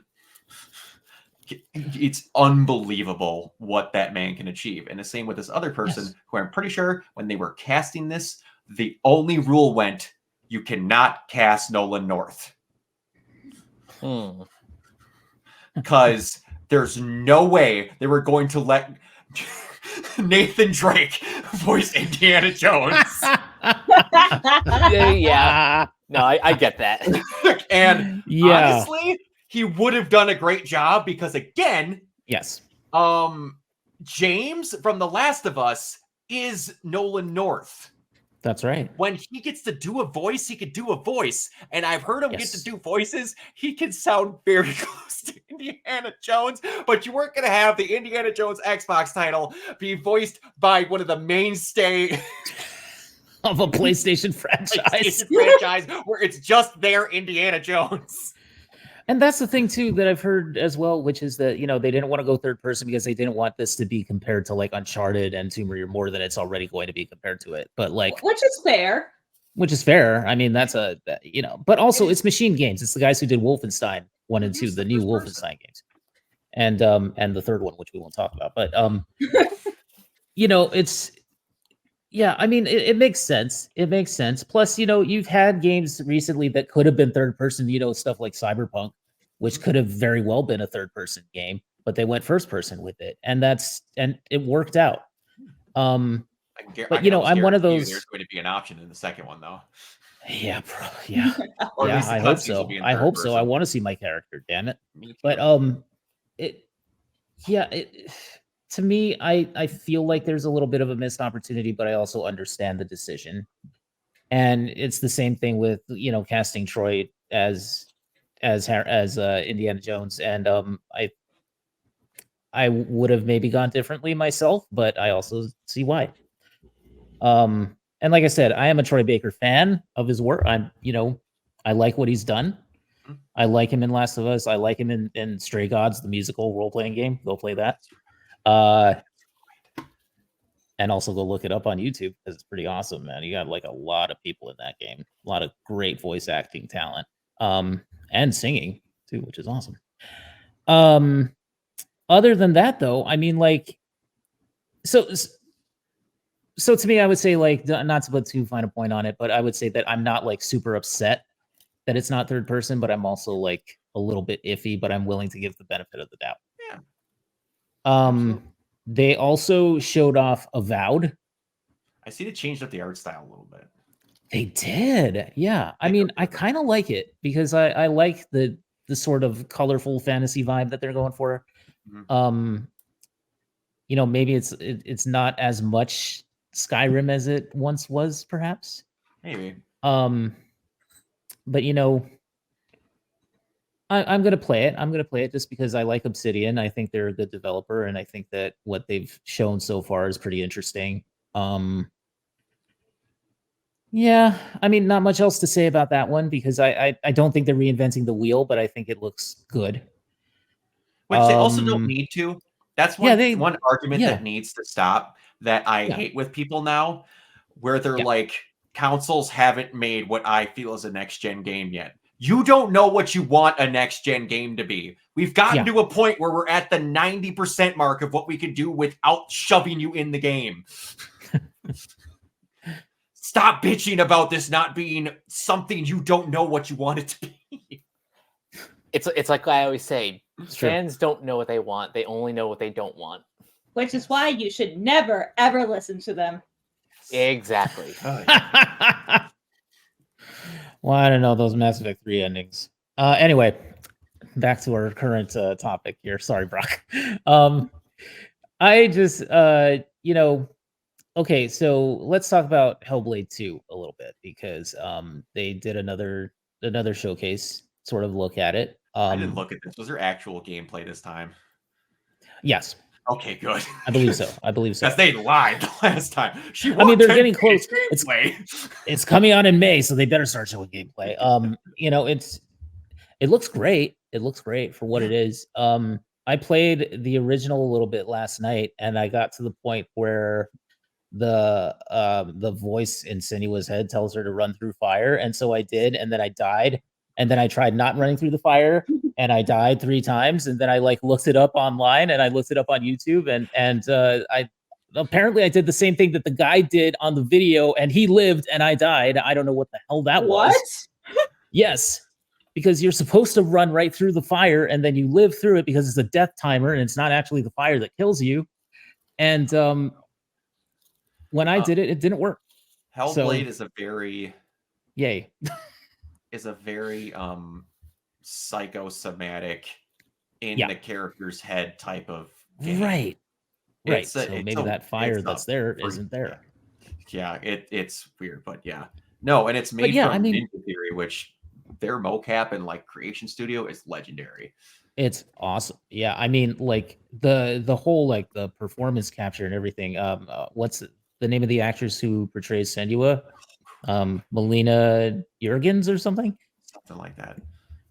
She is excellent in the role. I love Senua as a character, and I love the whole like the world, and I love the atmosphere and everything in the game. I just wish that, you know, maybe a little more consistency in terms of how you die. It was their first time doing something like this, so yeah, true. Anyway, but I mean, talking about the first game, so like the second game just looks like it's just amped up to like, you know, 20 out of 10. So I'm excited to try it, definitely, and I know that it's running on Unreal Engine, and it looks great, Unreal Engine 5, and it looks great. And it's coming out in May. We actually have a release date, so I think it's May 21st. Let me double check. May 21st. Okay. So right before Memorial Day. Oh, perfect. Yeah. Nice. Nothing like celebrating freedom with existential crises. As one every day. You know, the American way. Okay, and then there was one more interesting game that sort of just popped out of nowhere, which was Visions of Mana from Square Enix. It looks like just a fun, cheery little RPG that'll probably infuriate you with its boss battles. But anyway, I think, you know what? I love the art style. I love the whole, like, it's so cheerful and cute and comfortable, and I'm excited to play it. And I will be playing it probably on PC or PlayStation 5 Nice. because it's not a Game Pass exclusive thing, or it's Oh, not there like you go. it's Nice. not coming to Game Pass actually. So they're just advertising. That is one thing that I'm starting they're to working see with Square. with developers that are kind of Yeah. mid-level, where they're like, we don't make extra off of it. We want to make our money back. When Larian went, I appreciate this for gamers, but our games aren't going on it. We spent a ton of money on this game. But I think the big get from this is the fact that it's Xbox, it's Microsoft working with Square. Which is good. That's good. Like I said, if they can get more sales out of it, that's excellent. And I wish that they would do that with maybe like Final Fantasy 16, because maybe not enough people played that game. I don't know. But it's an awesome game. But the one that I want to talk about, because I booted it up. It's the first time I've turned my Xbox on in probably like 7 months. But I booted up Palworld and dinked around on that for probably 8 hours on Sunday. Dude, that game is so ridiculous. It's Pokemon with guns and indentured servitude, like more than the regular. Like if someone tries to argue that regular Pokemon doesn't have indentured servitude in it, and like eating meat it's really scary how much this game just made it obvious what the not talked about part of Pokemon is. But you basically go around beating creatures until you can capture them and then put them to work in your base. And then I hate survival games. I hate them with a passion. Adding the stupidity of like the animal labor and like this shit with how much it's a parody of it, letting you know you're a bad person, but we're going to make jokes about it kind of deal, when this is obviously fake things. Like you're not taking a Labrador retriever and making it shoot rocks. Like it's obvious, but like also there's insane stupidity to it where like I was just walking along looking for pals, and I just saw a guy by a fire, and I'm like,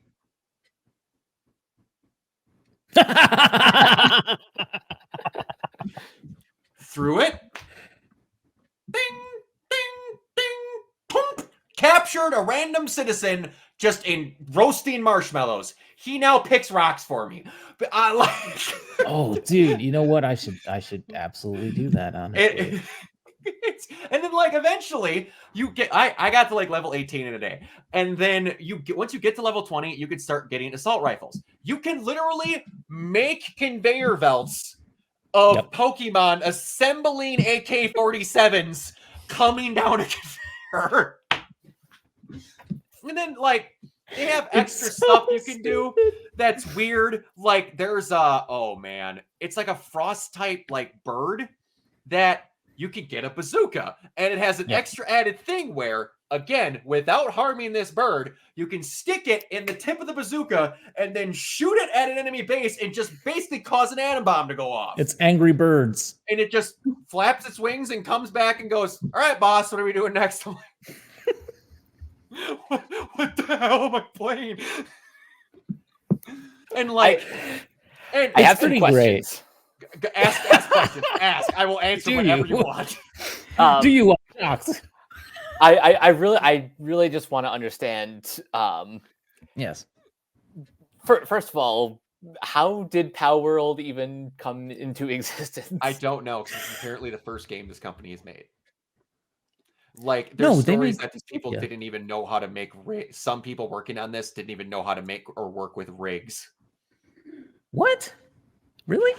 Yeah. Well, I think Palworld and the game that they made before that's totally not a ripoff of Breath of the Wild. I think the only thing that kind of sucks about this is that it's using like AI generated assets, or clearly like models that are like ripped from the game. Yeah. They're going into it, but it's like there's like a bunch of VFX artists that are going into it, and none of them can agree with themselves about how much of it is copying and how much of it is what I want to say. Like, because they're showing stuff where some of it looks very similar, and then there's stuff where it's almost identical, but then like 10% of it showing you had to have redone the entire rig to make it point a different way at it.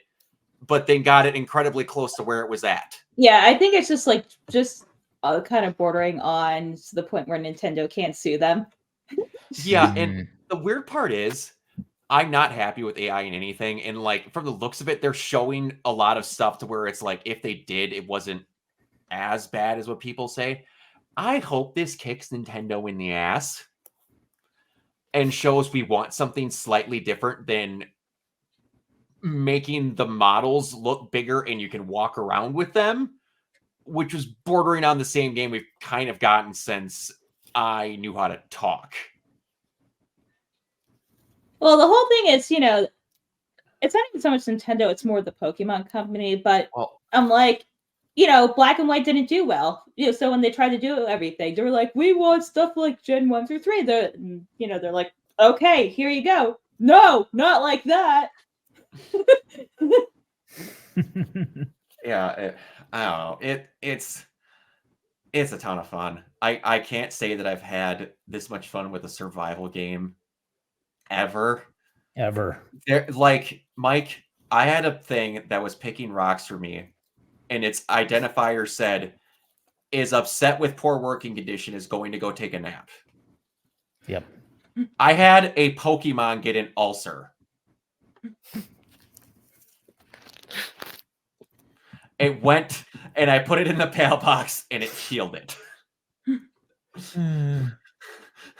You need to feed them. You need to feed them better than certain things. You need to give them little mats and other stuff. I'm just like, you're borderline running a sweatshop, but I'm just they make it in a way to where it's hilarious, and it's very obviously a parody. I just I don't even know how to talk about it. And then, like, in Pokemon, you would like get your Pokemon to attack it and do whatever, and then get it down to a weakened state. No, you can just shoot the thing with an AK-47 until it's crawling, begging for mercy, and then throw a Pokeball over at it. Sorry, a Pal Spear. A Pal Sphere. Yes. Damn it, get the terminology right. And then I'm not understanding if this is supposed to be part of this is also making it seem like this is an isekai. Because there's a character in there that talks about he's not sure how he got there, but the last thing he remembers is being hit by a truck. Oh, Chance Encounter of Truck-kun?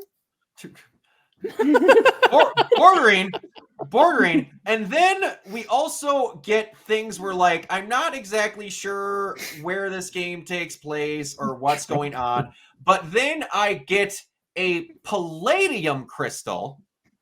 Yeah. I don't know what conjures to your mind when you see a palladium crystal, but I don't think it's a spark plug.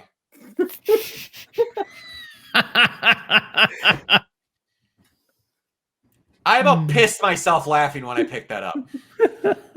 I killed a small fox creature and picked up a spark plug. Jesus. Oh my god. So in layman's terms, you also build spas for them to raise up the working conditions so they can take breaks. Yes.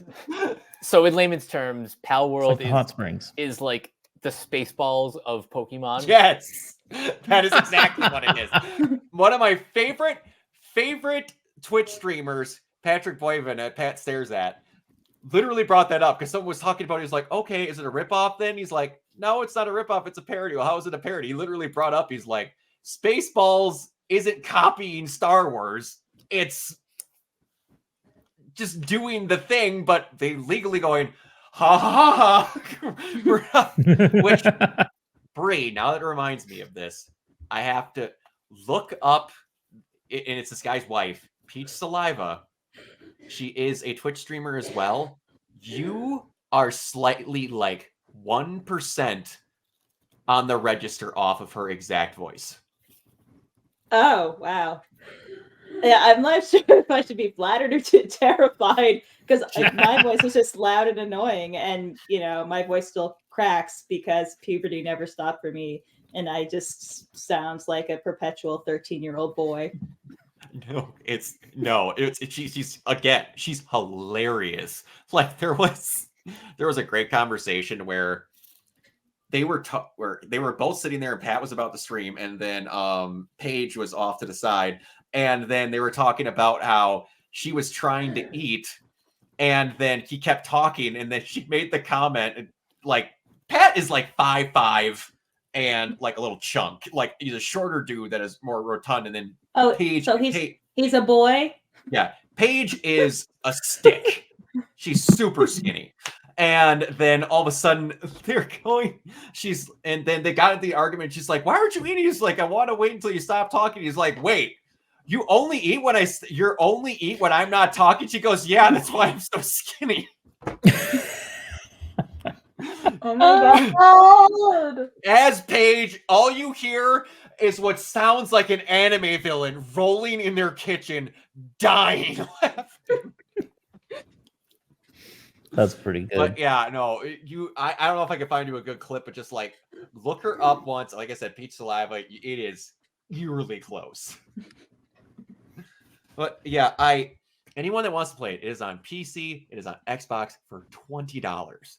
I can't remember the amount of time of stupid fun I've had than in that game. It's ridiculous. It's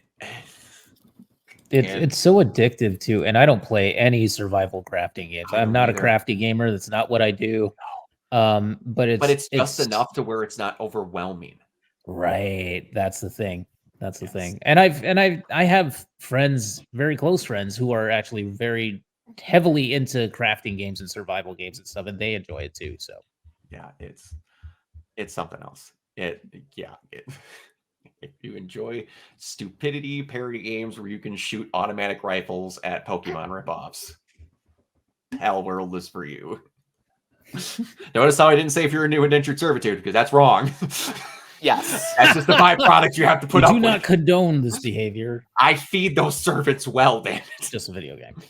But all right, so these last two are mainly Bree and Mike, so I will let Mike take away the Oscar predictions because I'm going to bet that I haven't seen 99% of the people of the things that are likely up for it.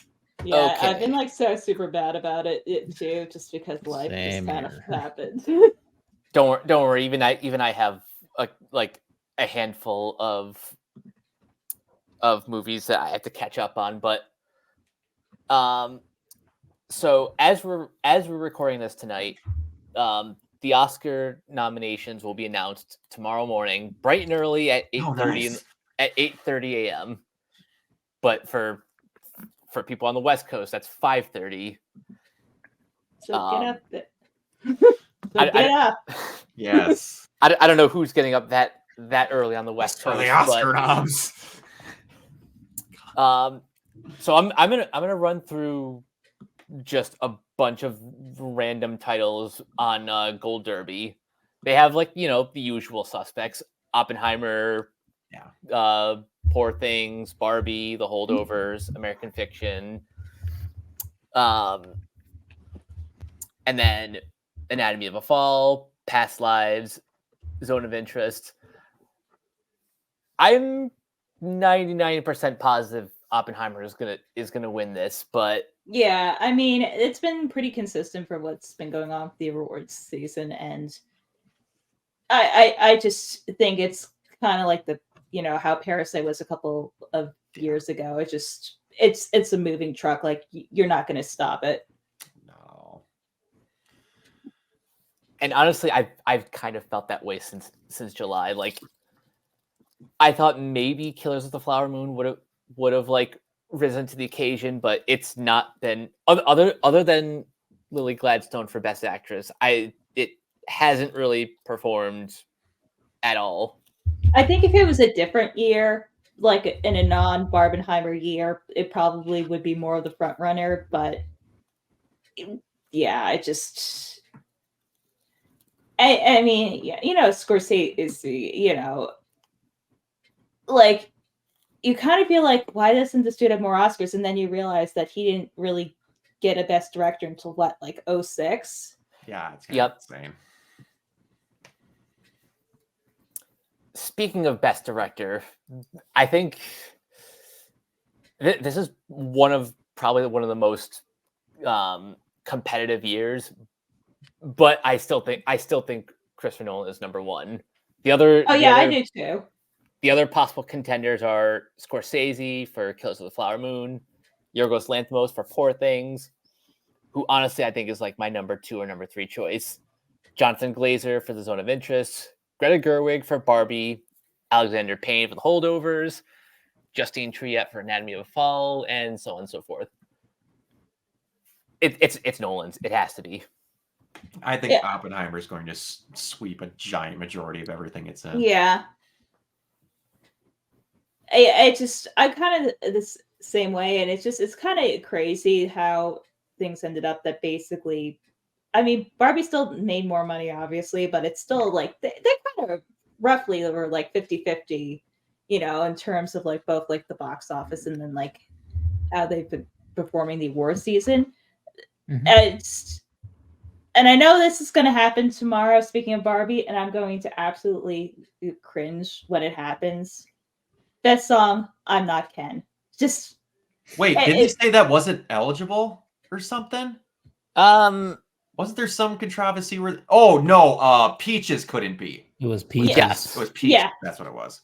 Which still pisses me off. Peaches win in my heart, man. That's all I have to say. No, I'm just saying, like, if it was for like an actual like song, like I feel like the more Oscar baity song or the most like appropriate song would be What Was I Made For, because that's literally like the crux of the whole movie. And but yeah, no, we're just gonna miss the entire point of the movie and nominate I'm Not Ken. But you know, it's Knuff. It's Knuff. That's all. We're all Knuff. We're all Knuff. I still haven't seen the movie, so all I hear is this, and it's not for lack of trying. It's on Max it's now. So funny. Oh yeah, yeah. It is on Max. In case you missed. The song is funny. The movie, surprisingly profound. I enjoyed the movie very much. The last joke, just the final like 20 seconds of the movie. I don't think I laughed like so hard in it. Right. every time I've seen the movie, that joke gets probably the biggest pop. Yeah, I know. Like you could definitely tell. I mean, I know Noah Baumbach co-wrote it, but I'm like, you could definitely tell. Like, okay, like a woman wrote that joke. I'm like, the worst part about the Barbie movie is because of TikTok, I'm more indoctrinated with "I'm just Pete" than "I'm just Ken." Oh God. Oh, from SNL. I'm just Pete and I like drugs, mentally ill and I'm on drugs. My dad died in 9/11. Oh, I'm not a huge Pete Davidson fan. That song's hilarious.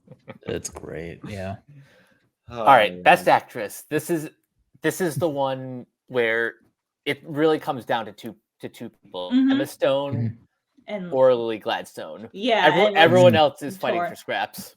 Yeah, I'm like, honey, like it's not your year. Like it is between those two. What's the only scenario I could possibly think of is we have like a splitting of the vote. So if someone split the vote, who would be like your number 3? Ooh, I think probably Carey Mulligan. I'm gonna go with Amber Heard and Aquaman: The Lost Kingdom.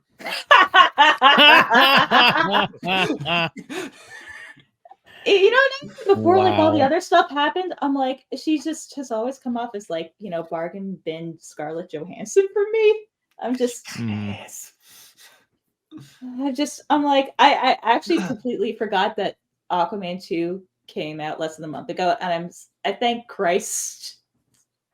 I'm Jewish, but I don't know why I'm like thanking Christ. But I celebrate Christmas too. But anyway. My grandmother originally wanted to see Aquaman 2 like over the holidays, and I was absolutely dreading it. And she's like, "Oh no, I want to see Wonka instead." I was like, "Thank you." I will. Go ahead. Because like if I had to sit through that, because I can't. I mean, I like the first Aquaman, like all right, like it was fun. I was never blown away with it, but I'm like, I would have been physically pained to have to sit through that. Hey, I will I tell loved you. how anytime you had any conversation in the first Aquaman film, anytime that it was going to be, we were getting into some kind of deeper conversation, that there would just be an explosion off to the side, and that would be it. I will tell you, The Lost Kingdom was the best Lord of the Rings adaptation I've seen since the original trilogy.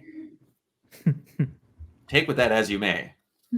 If anyone has seen the movie, they know exactly what I'm talking about. Yep.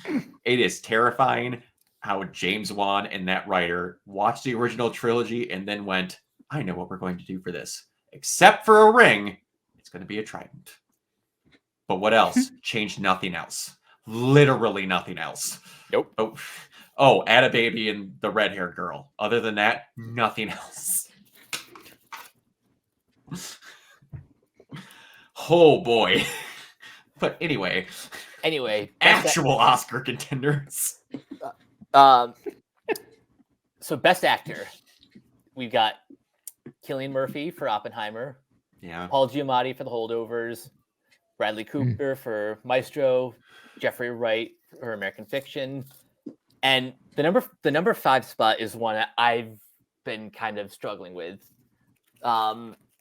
I want the number 5 to be Zac Efron for playing Kevin Von Erich. Oh, Iron Claw. Yeah, he was really good.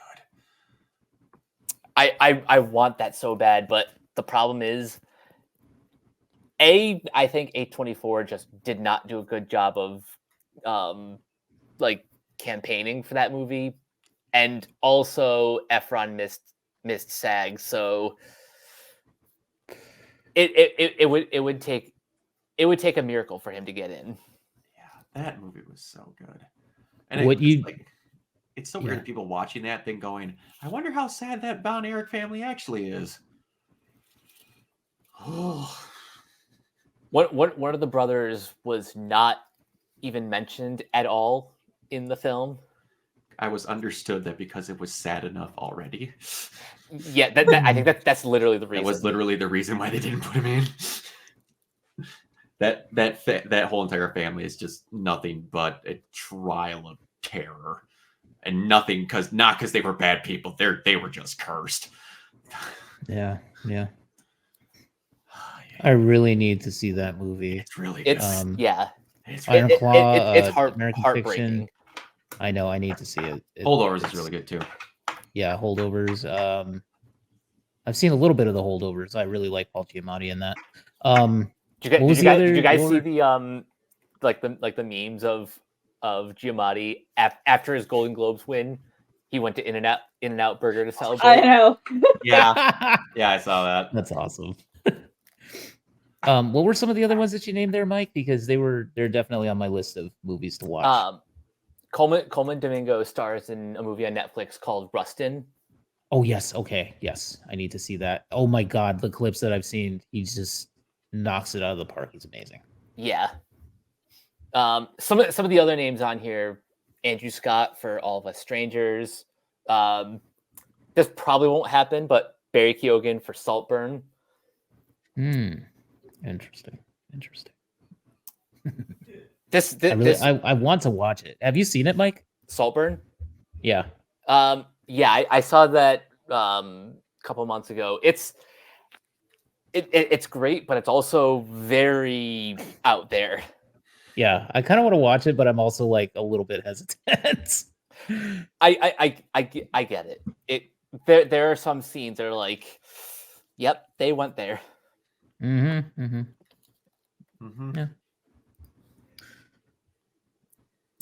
Now, best supporting actress. I think this one's kind of easy. It's gonna go to Divine Joy Randolph for The Holdovers. Yeah, I mean, barring she's like great. a big upset, I'm like, there's no way. Like, yeah, I'm honestly Yeah. trying to the only other, again, because I haven't seen most of them.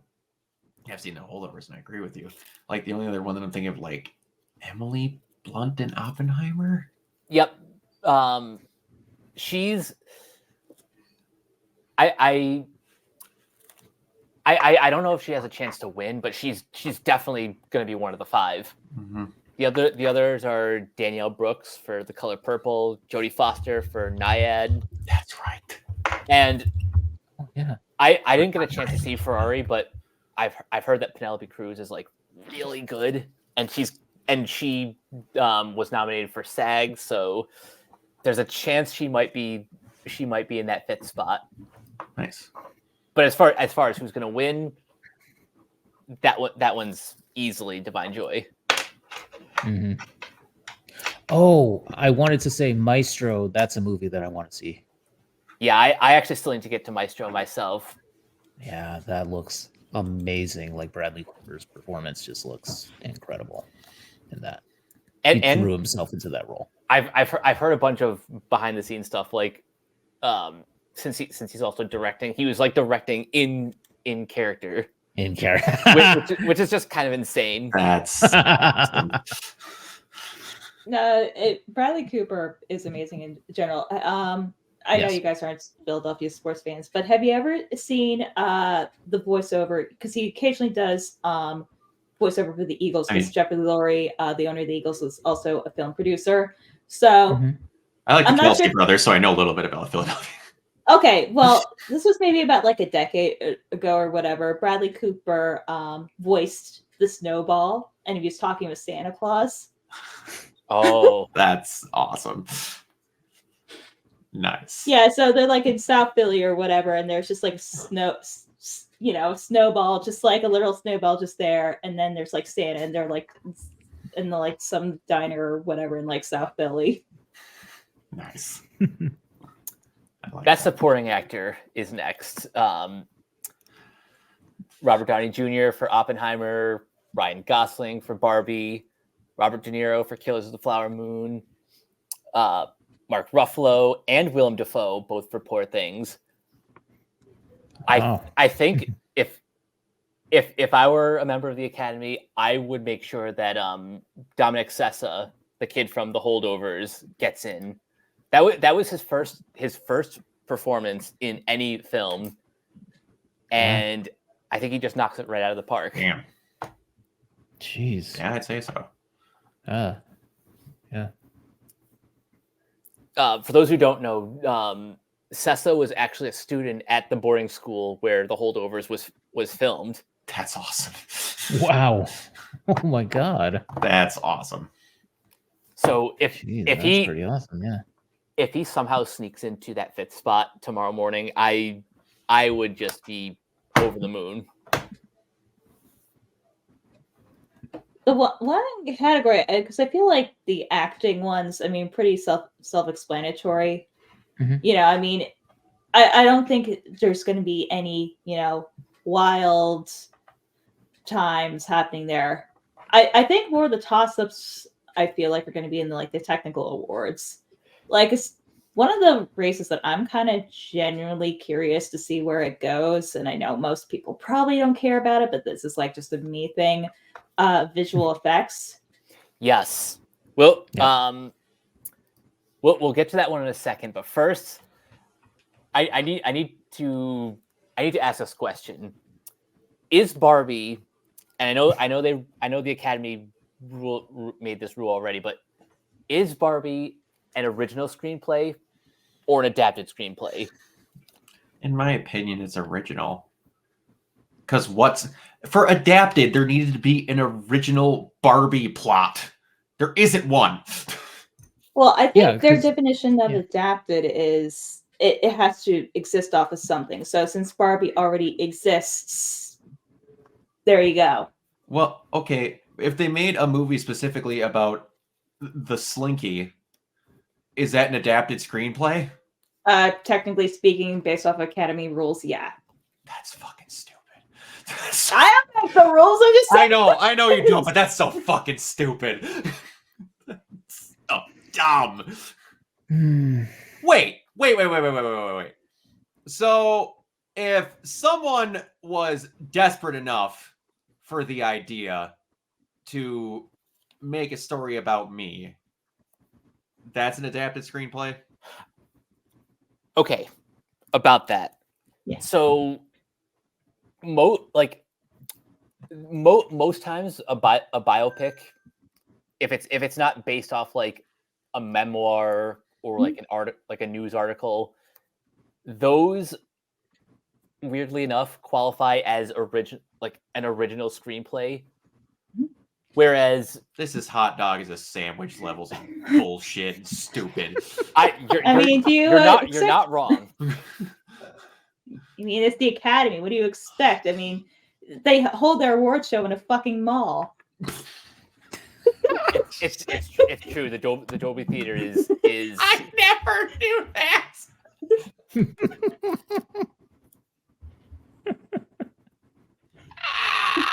I love it. But then again, isn't it the stupid is that the Golden Globes where they always throw something unbelievably not in it in the like comedy? Yeah, that's Golden Globes. Oh, that's Golden Globes. Okay. I mean, that's like a marquee. Like if there isn't a what the fuck moment in the Golden Globes, did it really happen? Exactly. Yeah. Mm-hmm.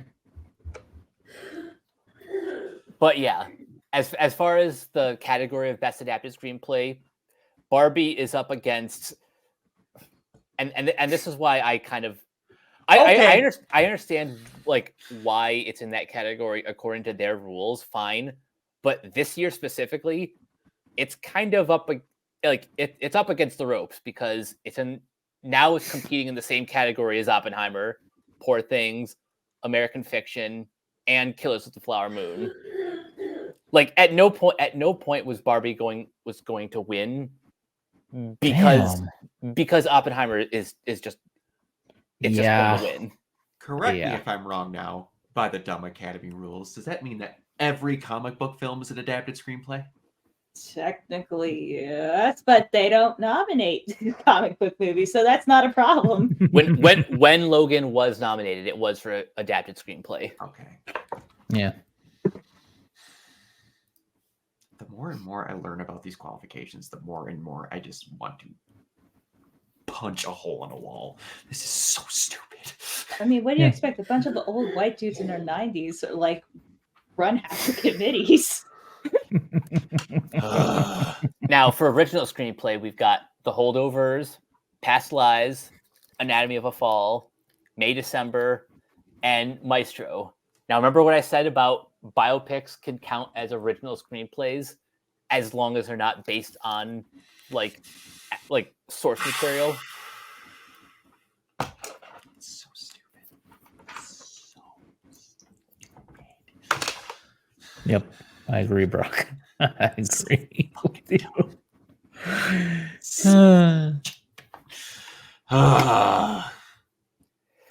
Yeah. Good Lord. Yep. Yeah. These are the sort of things that I will never understand with the Academy, or I'll just never be on the same page because sometimes their rules make sense. Other times it's like, but come on, no, there are other ways to do things. Yeah, there are, but they just don't care. And if it isn't broke, break it some more. Yeah. So, who do you think's winning that one? Original. I want to say The Holdovers because that's just the movie that everyone can agree is like an instant holiday classic. Yeah, that's true. Best cinematography. Best cinematography. It's going to Oppenheimer. Yeah. No question. And like the other movies, all great choices. You know, if they came out in separate years, I probably would have given it to Poor Things, but Oppenheimer is just a storm that'll wash out the rest of the competition. Mm-hmm. Costume design, this is the one that Barbie's going to win, or Poor Things. This one's kind of a toss up. Who's the Poor Things costume designer? Hold on, I'm looking that up now. I mean, if you've got anything in Poor Things that beats that mermaid outfit for John Cena. Yeah, good point. It's saying because if that's like Colleen Atwood, then I'm like, it's like over. Nope, Holly Waddington. Okay.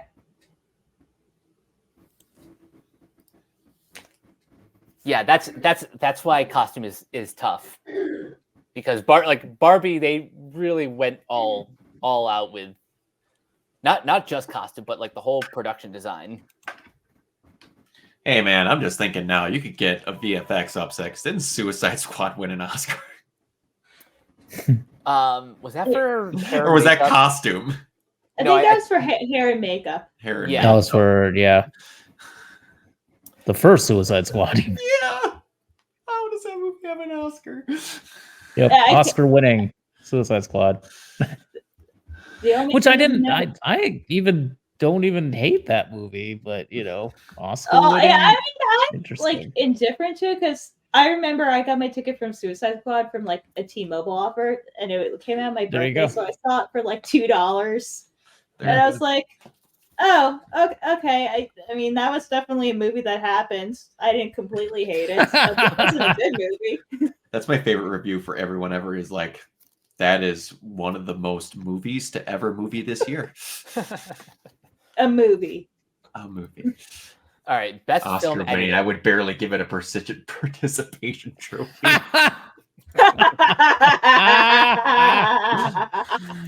My broadcast partner, Aaron Sparrow. Everybody, how you doing, Aaron? Thank you for dropping by. All right, best film editing: Oppenheimer, Kills of the Flower Moon, Poor Things, The Holdovers, and Barbie. Man, that's probably going to be Oppenheimer. Yeah, Yeah. I don't know. I think Poor Things could sweep and pull an upset. I would love that, but I have not think seen I Poor think Things. Oppenheimer just Because has the only reason I'm saying it's like, yeah, it's probably Oppenheimer, but also at the same time, Oppenheimer feels too obvious. fair. Yeah. Okay. Because the Academy does like weird shit like that. It does. The editing on that scene of Aquaman's son pissing in his face is done very well. So, Says the editor. I'm like, look, let me just say something because I don't want to cause controversy, but I'm doing work for reviews of a certain show. Let's just call it Princess Reform Underworld. Let's just call it that. The first like episode especially has some of the most fucking incoherent editing like I have like ever seen. Like it doesn't feel like it was intentional. It looks like it was something that had to be done, but I just whoever like finalized the shot where you have a musical number and you fucking match cut like almost every single shot. I'm sorry, like you need to be like drop kicked because it was if you've ever been on like Mission Space in Epcot, it felt like watching that. And when I was editing it, I was drinking, so like I legit almost got like motion sickness Oh, from like trying to no. edit this, and Oh, like God. it's fucking rough. yikes. Yeah, that's rough. Oh shoot, I forgot about this. Back when the Academy put out their shortlists, I forgot that Barbie was Yeah, it was an eligible. I was gonna say that. so that makes best makeup and hairstyling interesting. I think most people would agree that Maestro's probably going to take this. Why is it ineligible? Good question. The only reason I could possibly think of is A, it didn't make the short list, or B, since they're adapted off of pre-existing costumes. Because I'm not sure what the exact arbitrary rules for like costumes Okay. if it has to be Then Suicide original. Squad couldn't have won. No, but they won for makeup, not costume. Yeah, no, Barbie is in the race for best costumes. That's right. It's only best makeup and hairstyling that I'm not sure Yeah. why it's. Well, I think it's the same reason because it's like a certain like Here's how I don't even know, or it just didn't make the short list over something. I mean, you're expecting me to like understand it. It has to be like some stupid like arbitrary rule. Probably, or maybe the voting body just didn't find the. I guess they just didn't find the makeup and hairstyling as impressive as most of these other nominees. I'm not saying I agree with that, but I'm trying to give them the benefit of the doubt. Anyway, I think the one that's like currently in the lead is Maestro. I would probably pull for Poor Things because Willem Dafoe. That's a look. Willem Dafoe, Yeah. America's creepy uncle. I don't remember if he's from, but he went to UW-Madison, so I'm pretty proud of that. Nice. All right, best production design. This is the one where I think Barbie. Yeah. It's like not even a question because like they use actual like sets and props. We could still do that. Because especially look at Barbie, like the amount of stuff that was actually like in camera, like they're like pulling from like techniques that probably haven't been used in a Hollywood movie in probably close to 70 years. Yeah, sure. Yeah. Like, have you ever seen like the breakdown with like the water, like when they're going over the ocean scene, like the cutouts? Yeah, I've seen some behind the scenes footage of that. It's mad impressive. The only other one I think that would even come close is Poor Things. Yeah, I could see Poor Things maybe squeaking at top, but anything else, nah. This is for set design? Production design. Production design. I'm trying to think, just for matching the time period, if they just drop it in there because they have to with Oppenheimer. Yeah, Oppenheimer probably will be nominated just because from what I understand, they the town where they were like making the bomb, they built that all by. Yeah, that's what I was thinking of.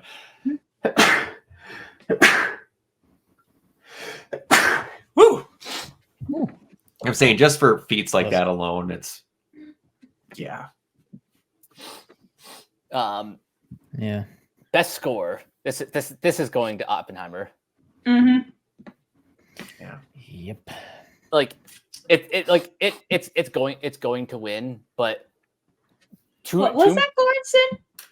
Yep, it was Goranson. Which honestly, it's been a long time coming just for him because he has like produced like so many like absolute banger scores and like singles that it's time. I agree. Two movies that I want to see get into this race. I want to see Daniel Pemberton get in for Spider-Man Across the Spider-Verse, and this is the one I need more than anything. Joe Hisaishi getting in for The Boy and the Heron. Yes. Ooh. Like this is another one where it's just a long time coming. He won't win because this is the year of Oppenheimer, but to be recognized, to be one of the five would be amazing. Yeah. Yep.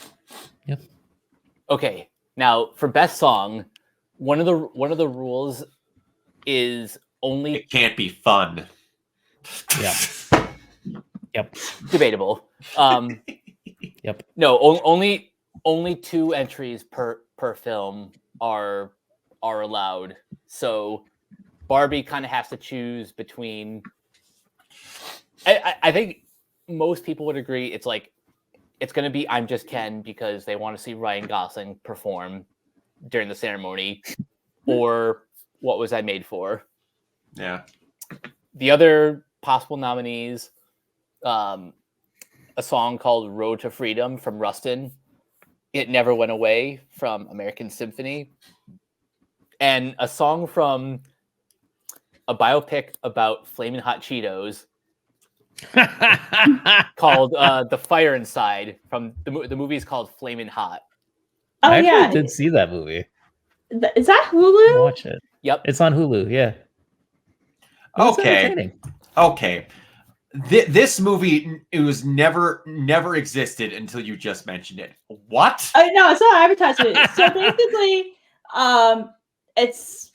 I mean, I don't know how much is true. I mean, it's a biopic, so basically, it's about the guy who invented Wasn't Flamin' it Hot Cheetos. supposedly the janitor that worked there? Yeah. Yeah. Okay. They just Came up make with it the idea biopics for about Flamin' Hot everything Cheetos. now. Yeah, this has been the year of like the corporate product placement biopics, because we had I don't know about that. We'll talk about best animated feature in a minute, but I don't think Wish is getting any sort of recognition this year. I mean, it hasn't, other than the Golden Globes, which I mean, it's the Golden Globes. It's like whatever. Yeah, I don't think so either. I mean, maybe had The Boy and the Heron not come out in December, it might have snuck in there, but like now, no.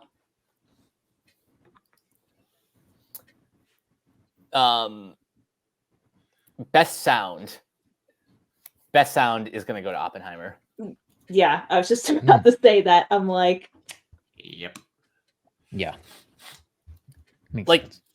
I could probably see Maestro taking that, or even Ferrari if the Academy wanted to go for like a curveball. you know, the only thing of Ferrari, what I would probably, if anything, it might win for sound mixing. That's the thing. They've combined sound editing and sound mixing into just sound. Wait, is that new this year? No, they started that I think a few years ago. That's so fucking stupid because they're not even remotely the same thing. I know, but Are you trying to tell me that the Academy has really stupid rules? I mean, that's Is like, this what we're establishing here? because here's the thing about like sound design. Sound design is more like Foley and stuff. That's like the actual constructions of the sound. That has like zero to do with the actual mixing on it. That's like an entirely different thing. Now, there's some people that do sound design and sound mixing, but I'm like, designing the space and then like the things that go in the space is like, you know, the best I can compare it to is, you know, like a chef, you know, like in this instance is like the sound mixer. The chef can't cook because there's no food. But that doesn't mean the chef knows how to, you know, fucking like process the food. Like the chef's not going out in the garden and growing the food, or the farms, or like, you know, slaughtering the pigs or whatever. Yeah. Yep. yeah, it's. I think one of the reasons why they combined those categories was probably people got confused, and I don't know if this is like the actual reason, but any attempts to shorten the ceremony, like they'll try in vain to come up with like arbitrary reasons to shorten the ceremony, even though Of course. Even though, you know, most people I want to wish Jeff watch Keighley like, would the take actual note on awards. that. You know what? The Tony Awards, actually about a decade ago, they did something stupid, and for like that, like a couple of years, they took away the sound design category, which was like fucking stupid. yeah, I don't get that. Never. Especially Broadway shows like the mega musicals. I'm like, what are you talking about? Like, especially, you know, some of these mega ones. I'm like you're talking about like mic placement and like designing the, you know, the sound for like the theater space. I'm like, that's literally like half the components. I've never been a fan of these broadcasts like removing any of these categories because it robs the winners of like their time to shine. Yeah, true. Now here we are at best visual effects. I know. I have just thoughts because this is where I think it kind of gets a little bit hairy. So we've got Guardians of the Galaxy Volume 3, The Creator, Poor Things, Godzilla -1, and Society of the Snow. Only one of these movies I haven't seen yet. I haven't gotten around to Society of the Snow yet, but as far as who could win, I'm actually kind of torn. Yeah, I know. I'm like in the same position. Like my heart says Godzilla -1, but I feel like it's gonna be something like Guardians or like some, because I almost envision this being like another situation like the Golden Compass being nominated the same year as Transformers, and then the Golden Compass winning.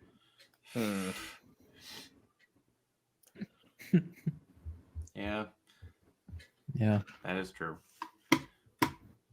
I would like to see Godzilla -1 win. I wouldn't even mind if the Creator won, because for $80 million, that movie looks. Oh no, it's fantastic. But yeah, that's a tough one. Now, I've probably spent like the past 4 months like beating myself up over this lineup for best animated feature, and I think I've settled on this being the 5. It's going to be Spider-Man Across the Spider-Verse at number 1, and Boy and the Heron at number 2. Yep. I think Elemental is not going to win, but it is in my heart and in my head solidified its spot at number 3. Number 4 and 5 have seriously like stressed me out like no other. I think it's going to be Nimona at number 4 and Teenage Mutant Ninja Turtles Mutant Mayhem at number 5. No, I agree.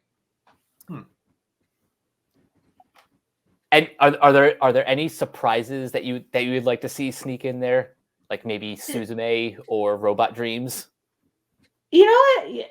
The one I think might possibly sneak in, because it came just right in under eligibility, might be Chicken Run. Yeah, because it's Aardman. And Aardman usually always gets in. True. Yeah, that's true. I could probably see like Chicken Run swap it. Chicken Run could probably either replace Mutant Mayhem or Nimona, because Netflix annoyingly only likes to put their money towards one of the feature films, where everything else is kind of like, yeah, whatever. I mean, I'd like it to be Nimona, but the thing with Nimona is Netflix is just like this distributor. It's like not theirs. Right. I don't know, just people get like weirded out by that. I'm like, in a perfect world, it should be Nimona. I don't think it's going to be, but if we wanted to like write it as like the Hollywood ending, it would be Nimona. But in my heart and hearts, I think it's going to be The Boy and the Heron, and then Miyazaki just not showing up because that would be on brand. Yeah. You're not wrong. Yeah, I think it's going to be The Boy and the Heron, even though I really want Across the Spider-Verse to win myself personally, because I really enjoyed that film. Yeah. I'm going to skip the documentary because I haven't seen enough of these to really have an informed opinion, but one of them that are in contention, at least according to Gold Derby, is the Michael J. Fox documentary, Still. I have no idea if that has any chance of winning, but to see it nominated is just kind of awesome. Now, best international film.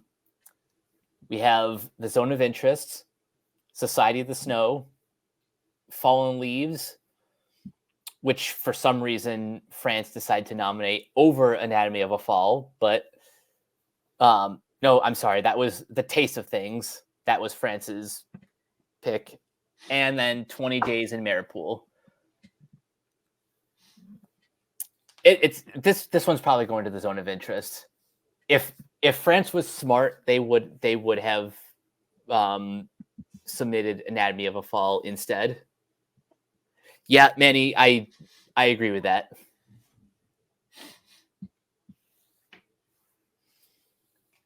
And then best animated short.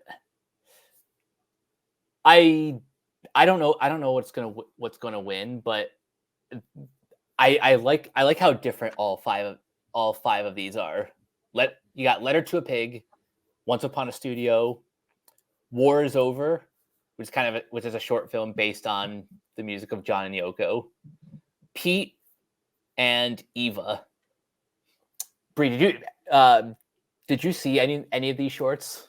I saw Once Upon a Studio, actually a couple of times, including with the directors, and they were so incredibly heartfelt. Like, this wasn't just like a corporate project; like, they wanted to make this, and it just happened to line up. And they're such good dudes, really pulling out for them. And I feel like if Disney's going to win anything this year, it's probably going to be that, because ironically, in like 8 minutes, it was a better celebration of like Disney's legacy, even remembering like obscure crap like Dinosaur.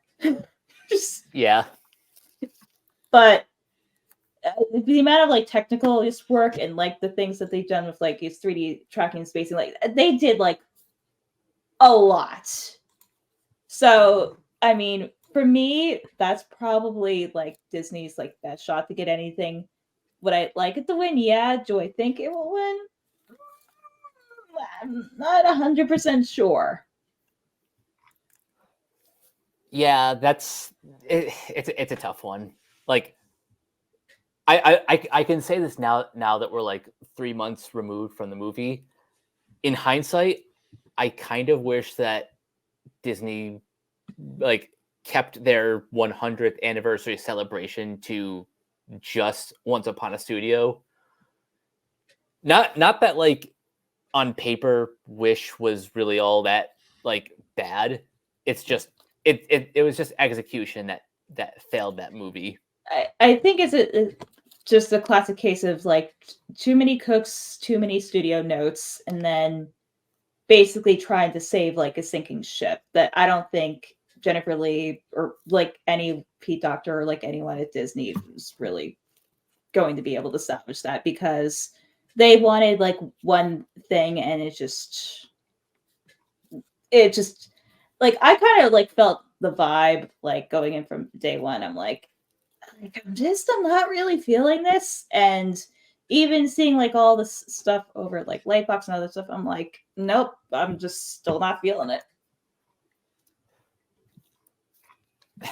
Which is a shame, because it could have been something special. It just wasn't. Yeah. Now, best documentary short. Probably gonna skip that one, because like this is usually the one where everyone gets tripped up. Yeah, usually for me it's just like throw it on the dartboard. Same. Best live action short. This might be the only one that Wes Anderson gets to win this year, which is a shame, because in any other year, Asteroid City would have been like one of the more heavy hitters of the year. But I don't even understand why it got dumped on. I mean, from what I've seen, it looks fine. I mean, it looks like a Wes Anderson movie. Like, I don't know what you all were expecting. Yeah, I don't get it. But his short, The Wonderful Story of Henry Sugar, is probably one of the more likely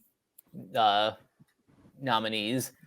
Then we have The After, The Anne Frank Gift Shop, The Shepherd, and Strange Way of Life, which I don't know if that's available on VOD, but I kind of want to see that just because of the pairing of Ethan Hawke and Pedro Pascal. Mm-hmm. Daddy Zone.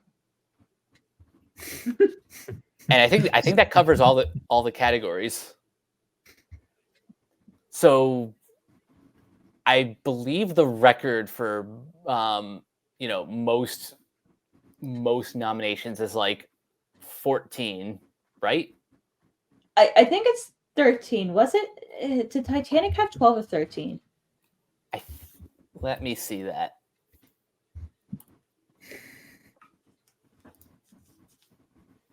Because it's only one to choose. It's either going to be Titanic or no, sorry, 3. It's either going to be Titanic, Gone with the Wind, or Return of the King. Because there's no other ones that I can personally recall that could be higher than that. Titanic was 14. Okay, 14. Okay, I was close. So Oppenheimer could either match that or break the record.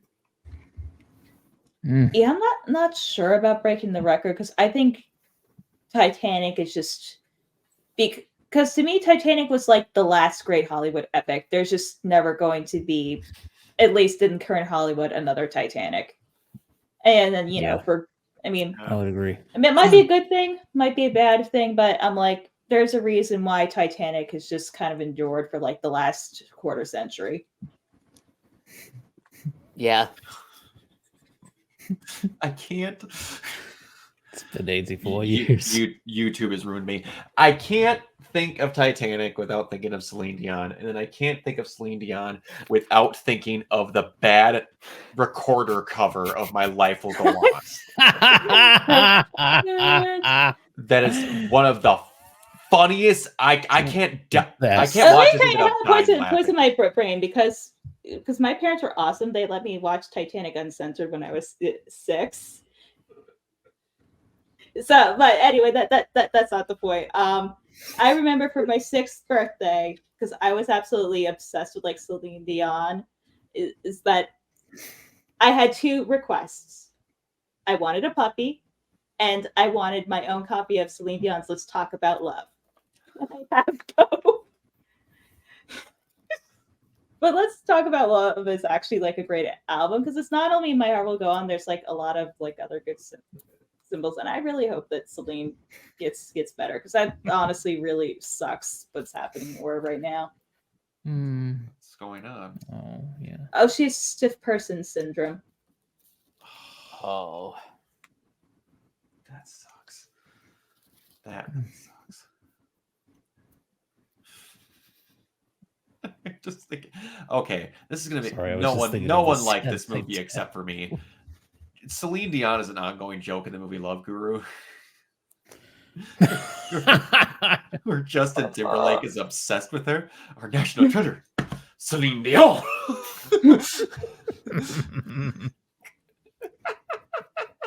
The only thing I remember is like, oh my god, she was like such a sport about it. Like SNL, I think it was like Anna Gasteyer was like just absolutely like merciless, like parodying her. Like, hello, I'm Celine Dion. That could be. That with the very over the top like French Canadian accent. Yes.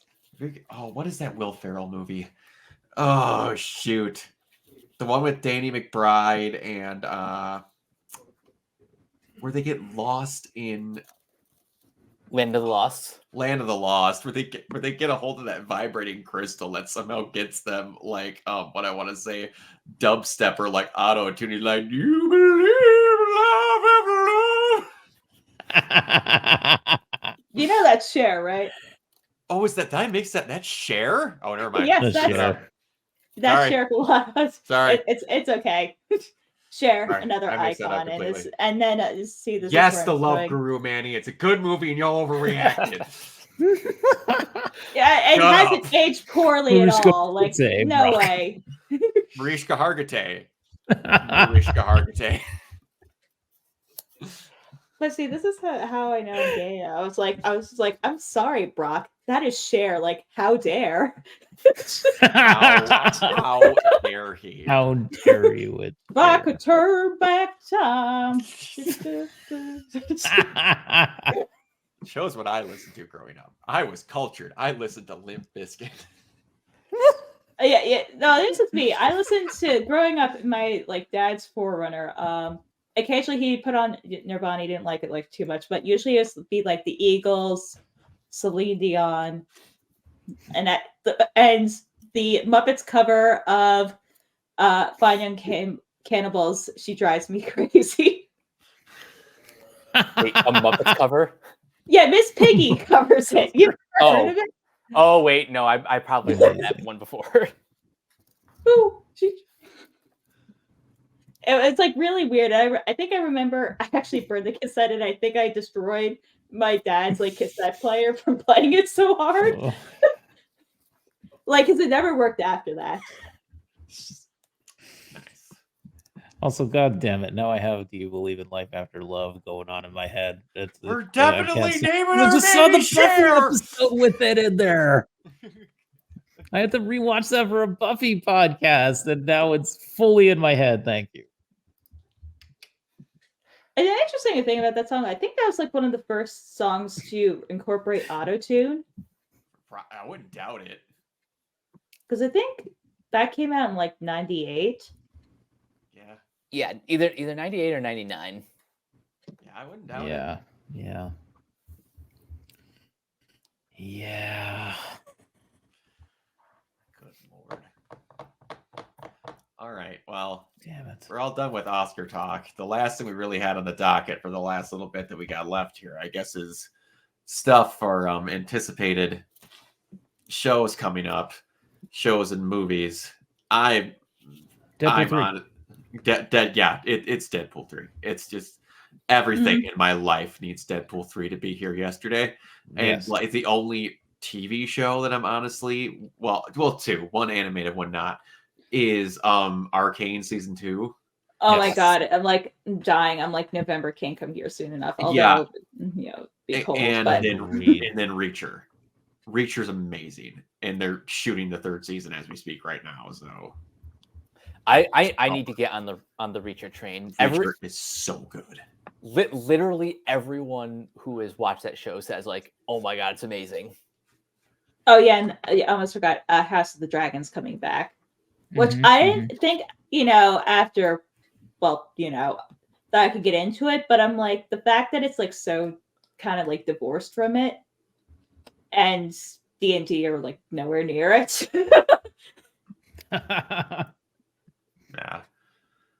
Yeah, it's.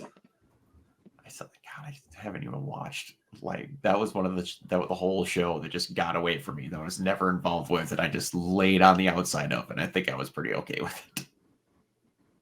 Yeah, I remember its final season. It's just kind of incredible, how much Game of Thrones outside of House of the Dragon just completely disappeared from pop culture. After that, I was eating fucking Game of Thrones Oreos. It was inescapable. And then I remember, I think I actually had a second pack, and then I was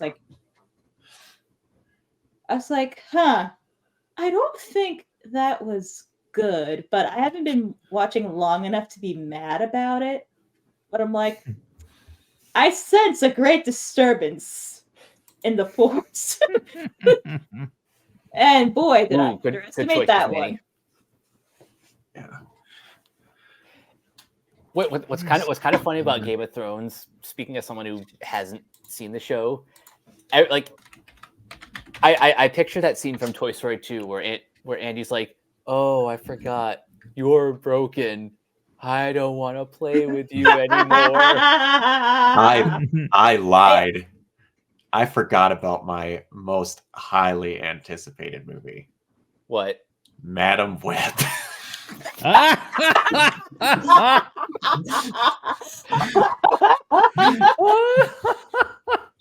Oh, and one honest to God one. I was Sonic actually 3. going to bring that up. Yes. Sonic 3, which the rumor is that Hayden Christensen, Christensen which is going to voice the him. goes for him. I hope it restarts his career because he got screwed like so badly. He did. Yeah.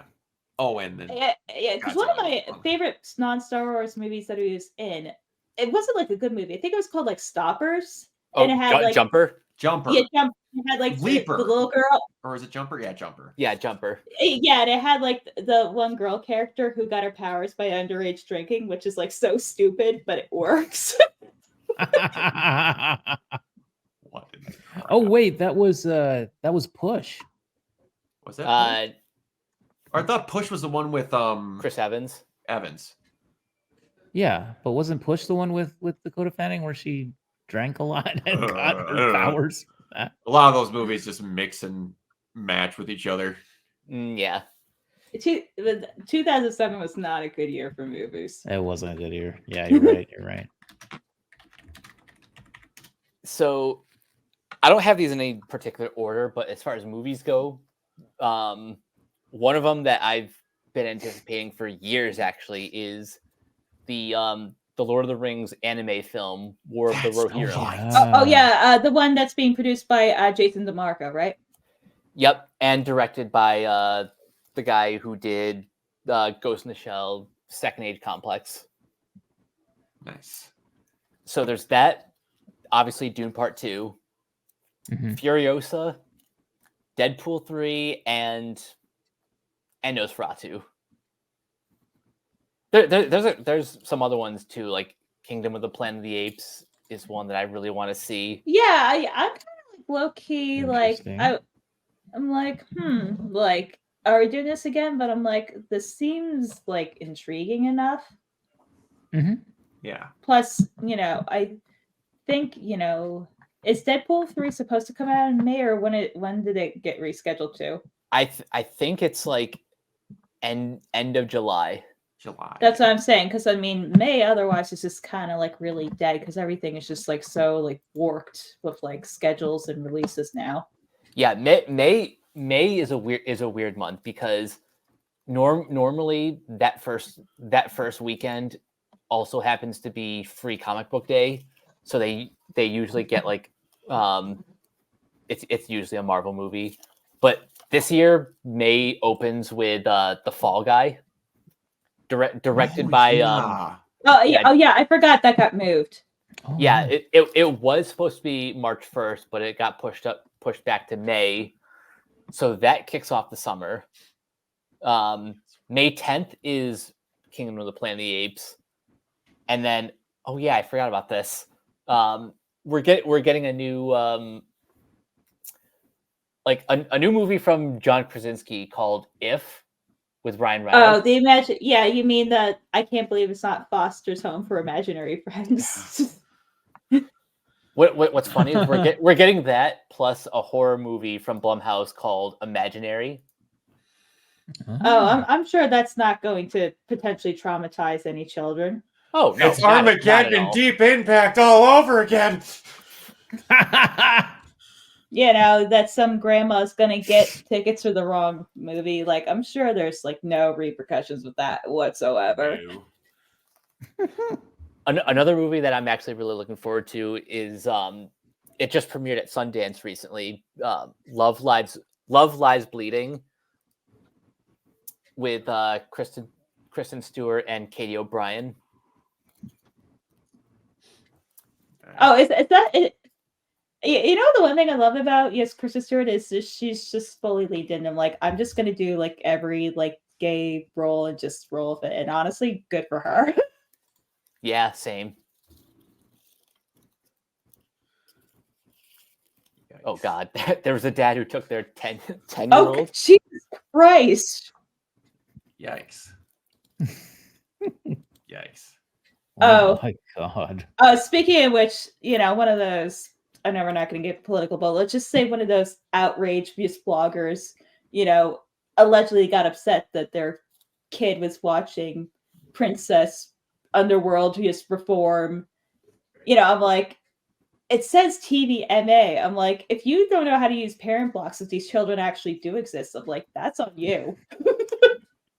Yeah. Yep. That is not their fault. Oh yeah, doesn't the Joker sequel come out this year? Yes. Yeah, I think that's later this year. That's like the fall, right? Yep. I'm excited. I think it's like October or something. Oh, so that's going to be, I guess, Warner's like Halloween movie this year, I guess. Makes sense. Yeah, something like that.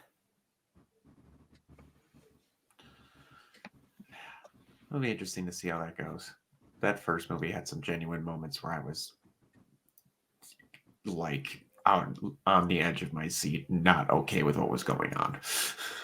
There are a few scenes where I felt like as terrified as when I can't remember what the midget's name is, but like he just blew away that guy and the midget can't reach the door to get out of the apartment and he has to wait for him to come back to open the door. Yeah. The one thing that has my curiosity with oh yeah, Manny, that's a good one too. So Kevin Costner is directing this ambitious 2-part Western called like Horizon something. Zero Dawn.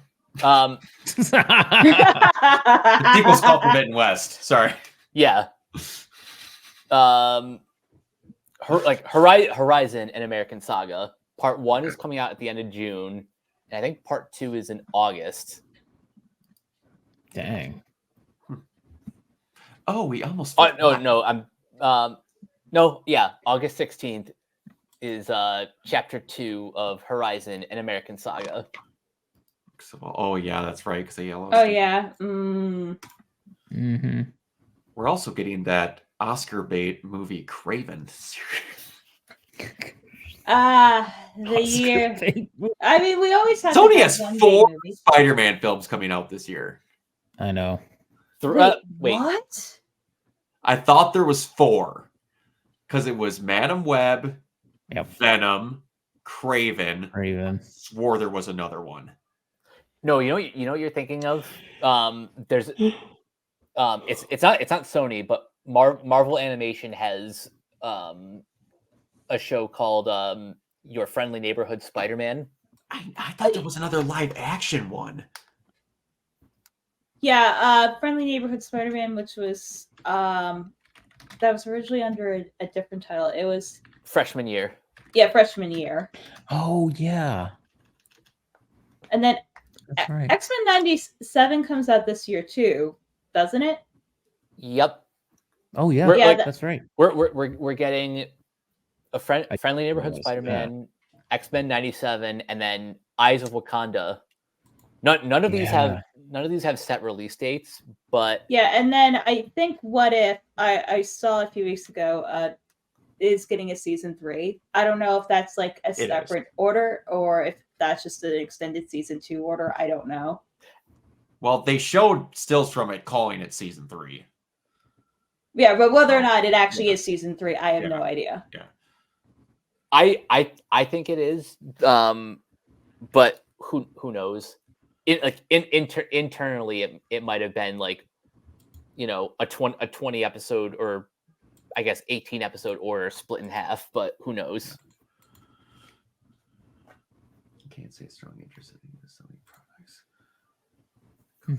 Isn't sound enthusiastic. I don't know. Everyone that saw that advertisement apparently. Oh yeah, Moon Girl and Devil Dinosaurs coming out next month too. Yes, I am very much looking forward to that, and I am too. But the release schedule, I'm like, that has me nervous. I'm hoping that was like I'm really hoping that was misinformation, and that we're not getting 14 episodes dropped all at once.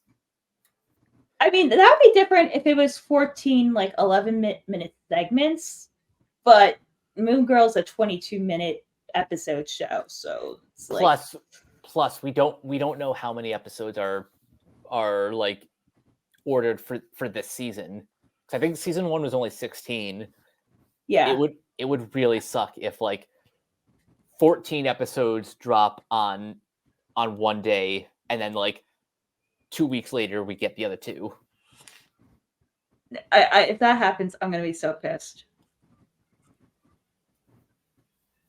Like no cap, but like I'm just gonna be like so pissed because especially with like all the goodwill and like Disney just clearly not giving a shit about any of their shows right now because they're like hemorrhaging money, and you know it's like trying not to kind of throw it back a little bit, it's trying to rearrange deck chairs on the Titanic. Yeah. Which, by the way, I actually have a board game. They actually came out with an officially licensed Titanic game based off James Cameron's Titanic. Oh, really? And literally the whole game is rearranging deck chairs on the Titanic. It's great. And I think there might be a piece of like the bed, like Jack and Rose, like you get on, or it's like a car. Of course. There's one other TV show that I have to mention because as a Westworld fan, I need to see this Fallout on Amazon Prime. That's right. Yes, that is coming out.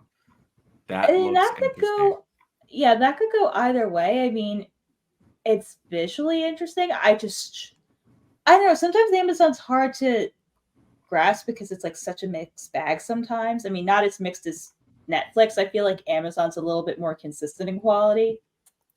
They are, and they're also willing to give things a chance. Also, Yeah. Manny, not to make you cry even more, but I still have not seen Yellow Jackets.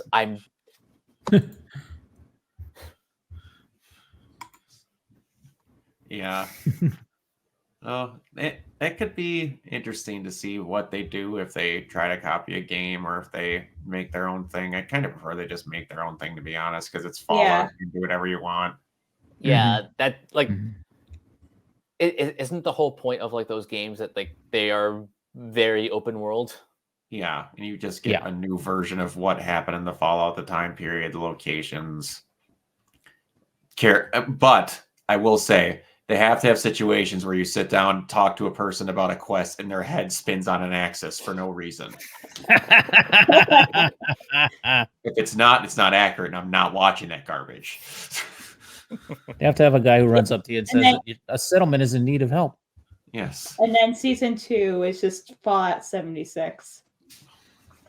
On release day.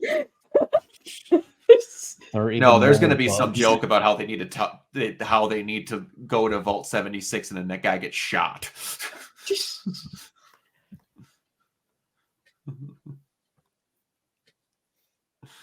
Oh my gosh, that's just somehow that game is still going. Somehow they persisted. They also need to bitch about how their bags aren't made out of the right material. Exactly. I was gonna say. Yeah. That's the Easter egg right there. Yeah. This isn't a canvas bag, then. Probably in some New Vegas references. Yeah, they do some New Vegas references and stuff like that. You know what really sucks, and it just hit me? They could have done New Vegas, but Matthew Perry passed away. Oh. Because he was insanely good in those games, and he loved the Fallout series, and he likely would have been involved if he could have. True. Yeah, I still can't believe that happened because I actually was in Los Angeles or like Pasadena when that actually happened, so it was like kind of like surreal having it happen like so close by. Yeah.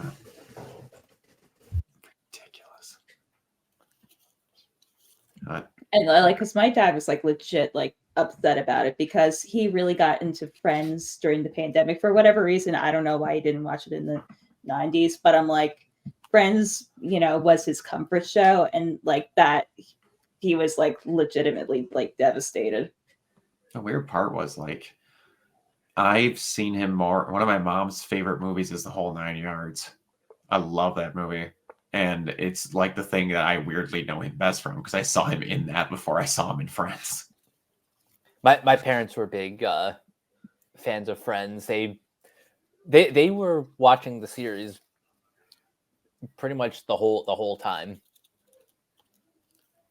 And yes, Manny, I agree. It does suck that Hitman is trapped on Netflix and not getting a theatrical release. I don't know if you guys saw the trailer for that for Richard Linklater's new movie Hitman with Glenn Powell. It looks amazing. Oh, yes. I was confused that somehow there was another Hitman adaptation that came out and I missed it. Now I'm just trying to imagine Glenn Powell with a shaved head. Yeah, exactly. And a barcode. That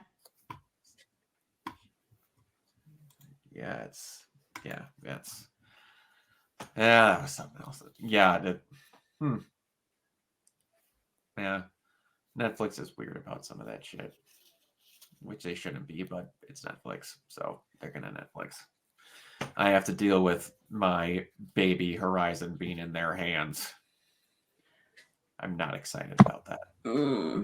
Oh, I'm not sure if you saw it. I'm not sure if it came from the VFX house or if it's done or not yet, but did you guys see some of the VFX for the Avatar show?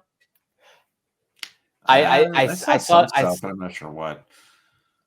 I hope that's just a leak from like the VFX house, because otherwise, woof.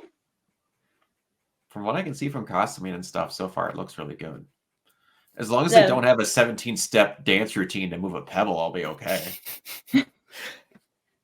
That'll never not upset me. Excuse me, are you the Avatar, Ong?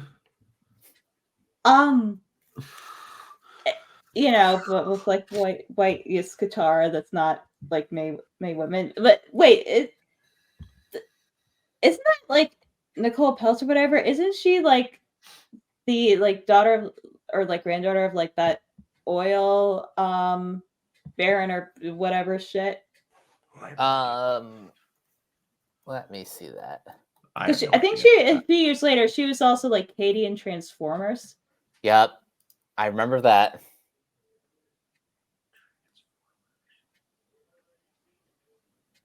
I don't remember that. She's the daughter of Jewish American billionaire businessman Nelson Peltz. Gotcha. I didn't see anything, but I was thinking about Netflix's Avatar as the creators left. And they said Katara was changed to the older side. I don't know enough about Avatar to know if that's a terrible thing to try and do. So. Well, I think it changes like the dynamic because Katara in the original show is 14, and like Sokka's like his whole arc is that he's like the older brother. He has to have something to prove because he's like not a bender and he needs to establish his own identity. Like he's trying to be his father. So by changing that kind of just, it doesn't ruin it. It just makes it like really weird. Okay. Yeah, that's going to be a much different dynamic. Like, did I get that confused? I had, what's the sequel show? The Legend of Korra? Yeah, my brain disconnected and reconnected wires to make that statement not what that was. So I was like, I don't know how that affects Avatar. Oh, because I'm a moron. But got it. Okay. I think we're getting a trailer for the last Airbender tomorrow. I love how they still can't call it Avatar.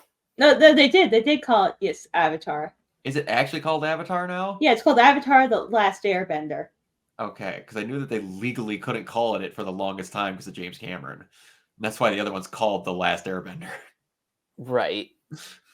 Well, I think it's more because they came out like within like a year of each other more than anything.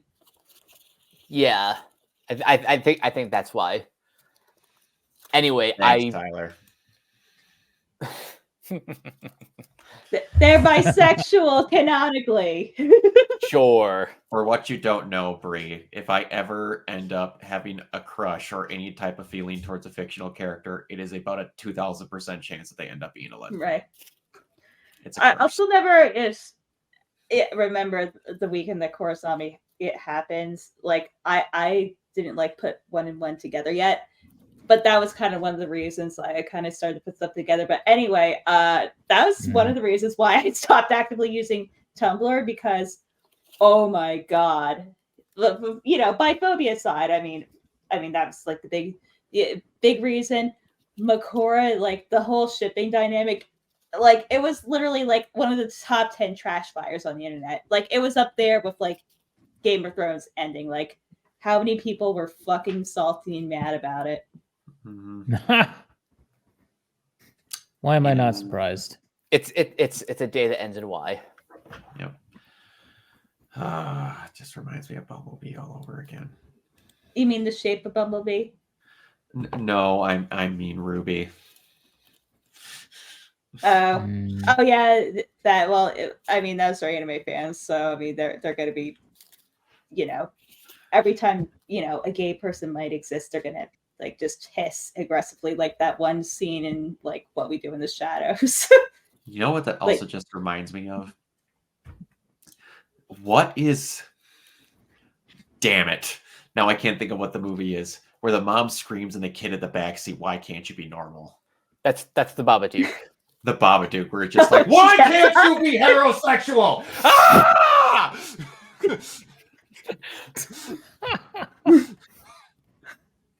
Babadook, gay icon. Which I don't even know how that happened, but I'm like, I haven't questioned it because it makes sense and that it doesn't make sense. Yes, the legendary gay icon, the Babadook. Don't question it, just accept it. Just accept it.